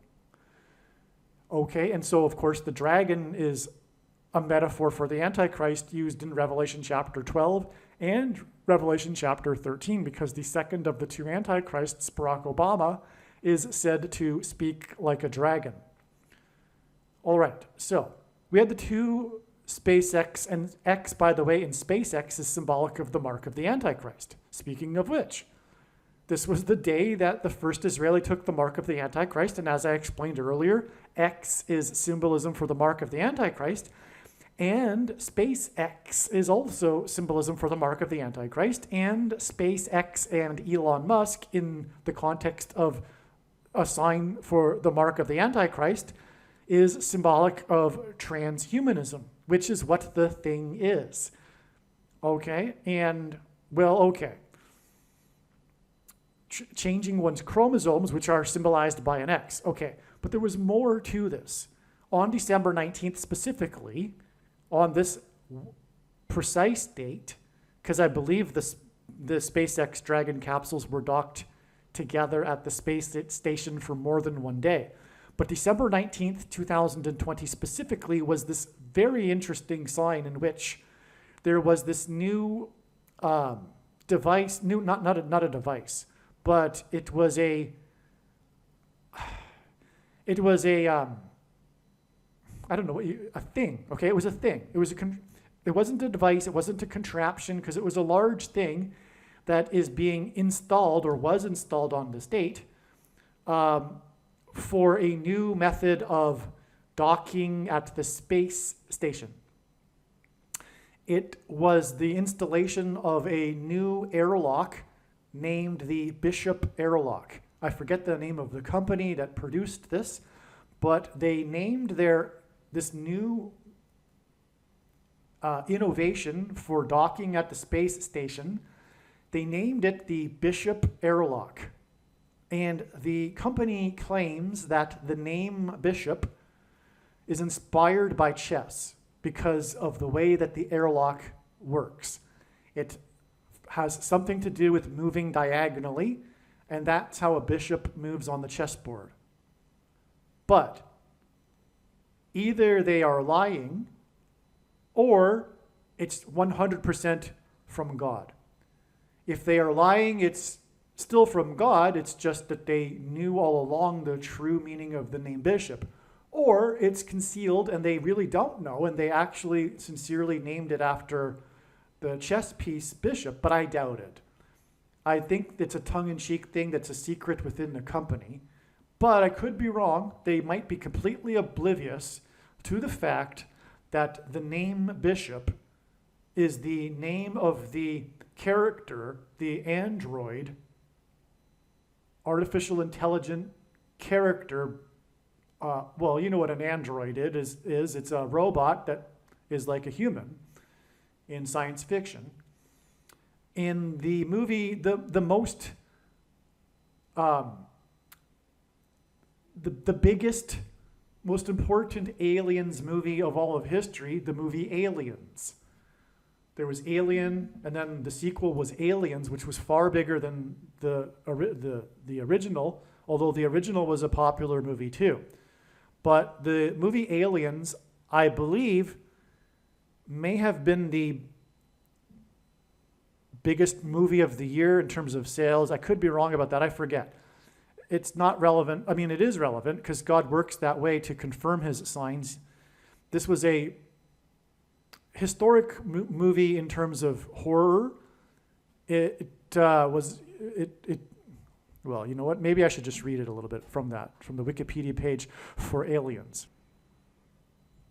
Okay, so Sigourney Weaver was nominated for Best Actress at a time when science fiction genre was generally overlooked for this this category of award.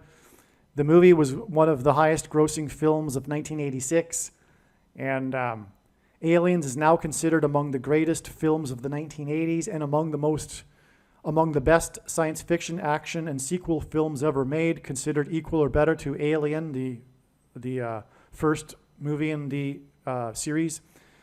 It is credited with expanding the franchise's scope with additions to the series' backstory and factions such as, so anyway, it's a significant movie in American movie history. Now, and it was directed by James Cameron, another man that God is using in his prophetic signs, including his movie The Abyss, which is also about aliens. God has used this, but I have already written the script for another video regarding how his movie The Abyss is prophetic. Also, James Cameron directed Titanic, a very important movie in God's prophetic signs. Okay, so anyway, the point is that the climactic scene of the movie Aliens is when the last alien, the mother of the aliens, because it's in the plot, there is the queen, you could say, of the aliens who's laying the eggs which hatch and later hatch aliens, but she's the queen. So anyway, Sigourney Weaver is having a battle with the queen of the aliens species on the ship in space. And as a last-ditch effort to survive this battle, Sigourney Weaver tells the android character, who no longer has a bottom. He's only, his bottom part was cut off. He's just arms and a head and a chest. But he drags himself across the floor, the android, and pulls the lever, opening the airlock and letting all of the air out of the bay, the whatever you want to call it, the area in which the characters are in on the spaceship. And this thus flushes everything out into space that's not locked down. Sigourney Weaver is hanging on to something, And so is the android named Bishop, while the alien is flushed out and then is spat out into space. And this is the climax of the movie Aliens. Okay, so in other words, in the movie Aliens, the character Bishop saves the day with the airlock.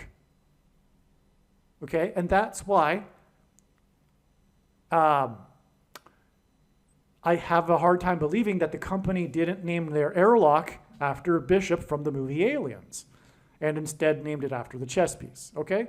But the point is that it is a prophetic sign. That ultimately is communicating, like other signs in God's big picture of signs, that demons will soon make them manifest themselves openly, pretending to be aliens. And the Antichrist, Pope Francis and Barack Obama will be all for this. And Pope Francis will claim that the aliens have made him the ambassador for the world. Now, earlier, I think in this video, I mentioned that May 2nd was the beginning of the final 1,260 days, although I could be confused with the video that I made yesterday. But anyway, that day was May 2nd, and that was the splashdown of the SpaceX crew.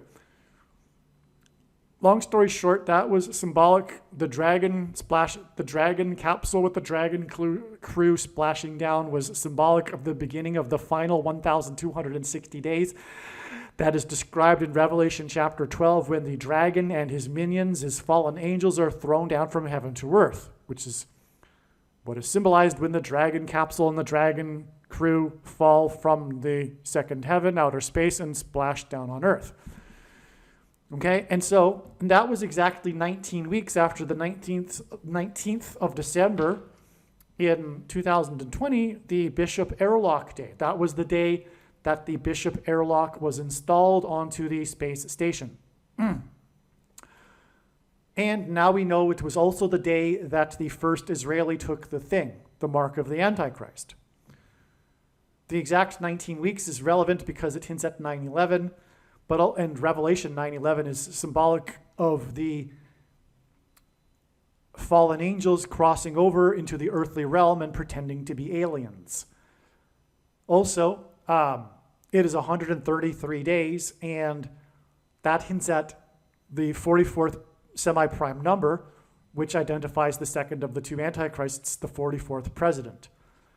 Okay, so anyway, and then, 133 days later, which hints at the 44th president, we have the beginning of the final symbolic 1,260 days that ends on the Day of Atonement, October 12th, 2024, the day of the second coming, when the antichrists will be defeated by Lord Jesus Christ. Okay, so back to what I was saying about Laura Branigan. What I had learned last night is that the song Self-Control, again, all of this is leading to demonic possession of those who have taken the mark of the Antichrist. And that's what is alluded to with the name of the song and the lyrics of the song, Self-Control, which was released on April 19th, 1984. Okay, it was released on April 19th, 1984, exactly 440 months before December 19th, 2020, which obviously hints at the number 44 and the 44th president. And then in turn, December 19th, 2020 is followed with 133 days, which hints at the 44th semi-prime number. And that is a second witness to the 440 months connection and vice versa. Okay, well, the thing is that in God's signs, the number 188 is used in the correct context, in the relevant context, for connections, because the 188th word in Strong's Hebrew Concordance is the word woe exclamation mark. It's the word that means woe exclamation mark, used in the Bible in the context of extreme judgment from God. And when the aliens arrive and when the Pope announces that they have made him the ambassador for the world, that will be a massive woe. And 188 weeks exactly after December 19th, 2020, is July 27th, 2020, Aliens Day. Something is going to happen that will be the beginning of this Antichrist period, and something significant related to the fifth trumpet in Revelation chapter 9, when the fallen angels cross over into the earthly realm. Something is going to happen. I don't know what it is. It may even only be something symbolic. And what I mean is that although God is pointing to this date with demonic possession symbolism, such as this song, Self-Control, it doesn't mean that everyone is going to become demonically possessed on this date. Just something to that effect that will ultimately lead to people becoming demonically possessed will happen on July 27th. My guess is that Pope Francis will announce that aliens have arrived. Somehow, that's what I think is going to happen. But, okay. And that date, July 27th, 2024, will be exactly 188 weeks after the Bishop Airlock prophetic sign, on the day that the first thing was taken by an Israeli, and it is the thing that is leading to demonic possession. Even Revelation chapter 9 says that only those of the certain group will be affected by the sting, which is the symbolism for the mark of the Antichrist, the thing that's, thinged into people, right? It's like a stinger. Think about it. It's like a stinger, right? That's why the locusts are stinging and the scorpions are stinging. Or the horses with tails like scorpions that sting in Revelation chapter 9. It's because it's hinting at the mark of the Antichrist. Anyway, and also it says that these people will wish and seek death but won't be able to find it, and that's because they will be demonically possessed. They will be like zombies. They may even want to die, as the prophecy says, but won't be able to. Okay. And that something symbolic to this effect will happen on July 27th, exactly 188 weeks, which is woe, after the Bishop Airlock sign day and the first day of the thing in Israel. The reason why all of this is relevant and why it needed to be brought up in this video too with Jimmy Carter is that, as explained in the other videos, especially the must-watch Jimmy Carter UFO video on this channel, it's the video titled The UFO President, Jimmy Carter. He is the UFO president. He filed an official report with International UFO Bureau in 1973 regarding his UFO sighting. As a supposed Christian, Jimmy Carter should know better, and that there aren't aliens, because that's impossible. Because if one has a true biblical worldview, which those that believe it's possible for there to be aliens don't have, they'll know the truth is that it is impossible because God became a man, and the center of God's creation is man. God didn't hopscotch around the universe, dying on crosses for the sins of aliens also. Okay, so anyway, that's why this is all relevant, because, again, the date, December 19th, 2020, the date that the first Israeli took the thing, is 1,290 days before it is predicted that Jimmy Carter will die on July 1st, but December 19th, 2020 is also exactly 188 weeks to UFO Day, and Jimmy Carter is the UFO president. All right. This now brings up something new. I thought the video was over once again, but I just remembered now, and I hadn't thought about this particular prophetic sign for probably quite a long time. But December 19th, 2020 is exactly 10 years after what is called in pop culture, in sports, in NFL sports culture, the miracle at the New Meadowlands. Okay, it's the miracle at the New Meadowlands because they had just started playing in the New Meadowlands Stadium. The New York Giants football team. Now, giants are symbolic in God's signs of aliens. For one thing, I mentioned earlier how the flood judgment was for the reason that the chromosomes of the human race had been corrupted by the giants. Okay, I mentioned how it had been corrupted, but it was from mixing with the giants, and this is symbolism, or rather the giants are a metaphor for fallen angels. Okay, so as strange as it sounds, I do believe that will also be a part of the end times, people having sex with demons. It already goes on a lot, actually. Well, it does. This isn't a new thing, is what I'm saying. But this will come out more with the masses in the culture soon enough. That said, that's giants, okay? So giants in God's signs are symbolism for the demons that are fallen angels, pretending to be aliens. That's what giants symbolize. The New York Giants, the San Francisco Giants, giants in general, okay? There's other instances of the symbolism of giants other than these two professional sports teams.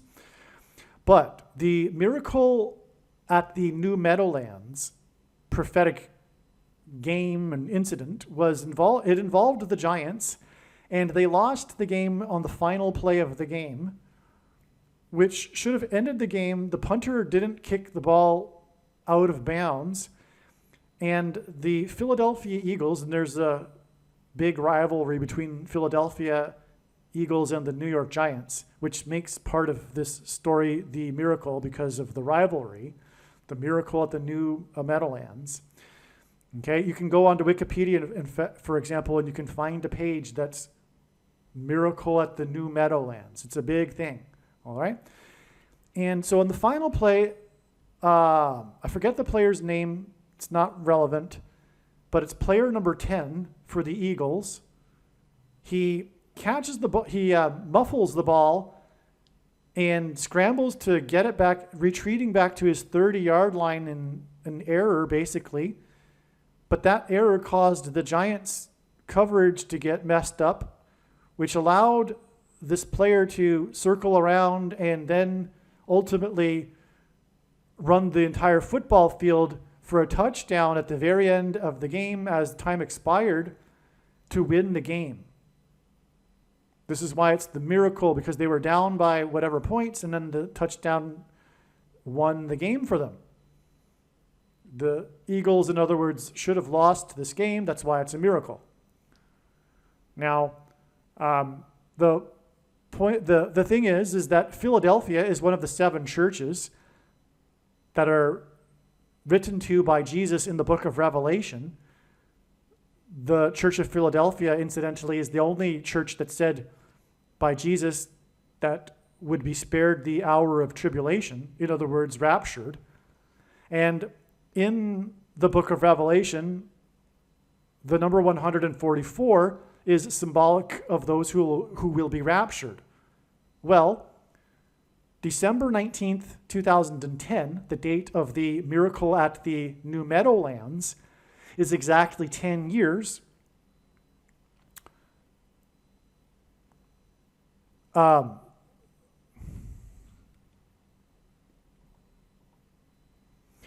know what? The number 144 isn't relevant here. Sorry. It's actually 10 years, but it's 120 months, okay? That is relevant in terms of giants, though, because in that beginning section of Genesis chapter 6 that's describing the giants mingling with humans and corrupting the chromosomes, God says that he will not strive with man forever and will give the man 120 years before the flood. And so that's why this period of 120 months symbolizes this. It's in context, the number 120 of giants in Genesis chapter 6. Okay, so the miracle at the New Meadowlands is exactly 120 months before the Bishop Airlock sign and the first thing taken by the Israeli, which is the mark of the Antichrist, which corrupts one's chromosomes. That's the connection. It's amazing, right? So giants symbolize aliens. Giants also symbolize corrupted chromosomes. And 120 months later, we have the Bishop Airlock sign, which is symbolic of aliens. And the mark of the Antichrist, which corrupts people's chromosomes, was taken for the first time in Israel. Not only that, though, this 120 months connection is exactly 10 years. And it was player number 10. The miracle at the New Meadowlands play is a play by player number 10, which confirms as a second witness to this 10 years connection exactly to December 19th, 2020. And I knew about this 10 years connection in December of 2020 at the time of this prophetic sign. But it is only now that it all fits into the bigger picture. Because again, from the December 19th, 2020 Bishop Airlock sign and the mark of the Antichrist sign, it is exactly 188 weeks to Giants' Day.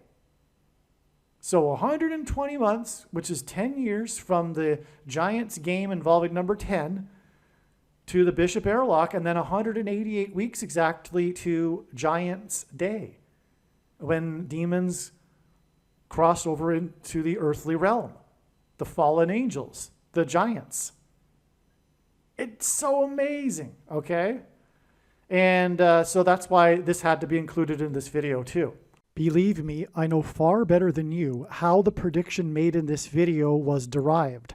And more importantly, I know far better than you why the righteous Christian God of the Bible has given me a voice through this prediction. If you are a quote-unquote Christian or Muslim, this prediction was not learned through a demon. Be warned that blaspheming the Holy Spirit is the unforgivable sin. If you are a New Ager or New Spirituality person, this prediction was not learned through somehow tapping into the supposed universal collective consciousness. If you are a conspiracy theorist, this prediction was not learned through figuring out a supposed code that the Illuminati and Satanists are using. This prediction was learned through the Bible and through watching carefully the Lord's prophetic signs, which Jesus commanded all Christians to do. Besides proving that Jesus Christ is the Lord, the reason why God has given me a voice through this prediction is to prove that the controversial things that I am saying in the videos on this channel are the truth. Therefore, a wise person will want to watch all of the videos on this channel.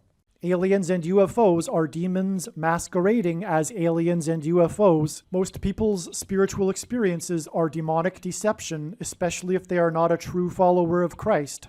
God became a man and died a horrible death at the hand of the ruler of this world, Satan, and then defeated death for you, so that you too can overcome death, which is the price that must be paid for sin. It is time to repent, which means to change one's ways and turn to God and become a disciple of Jesus. Please leave a like and upvote the video, and once this prediction has come to pass, share this video with everyone you know, and more, don't stop sharing it everywhere in social media. It is essential that everyone immediately read the homepage of my website, Trump-prediction.com. If you are watching this on the YouTube platform, please note that not all of the videos are on YouTube. You need to switch to the BitChute.com or the Odyssey.com channel. And do it now in case you aren't able to later.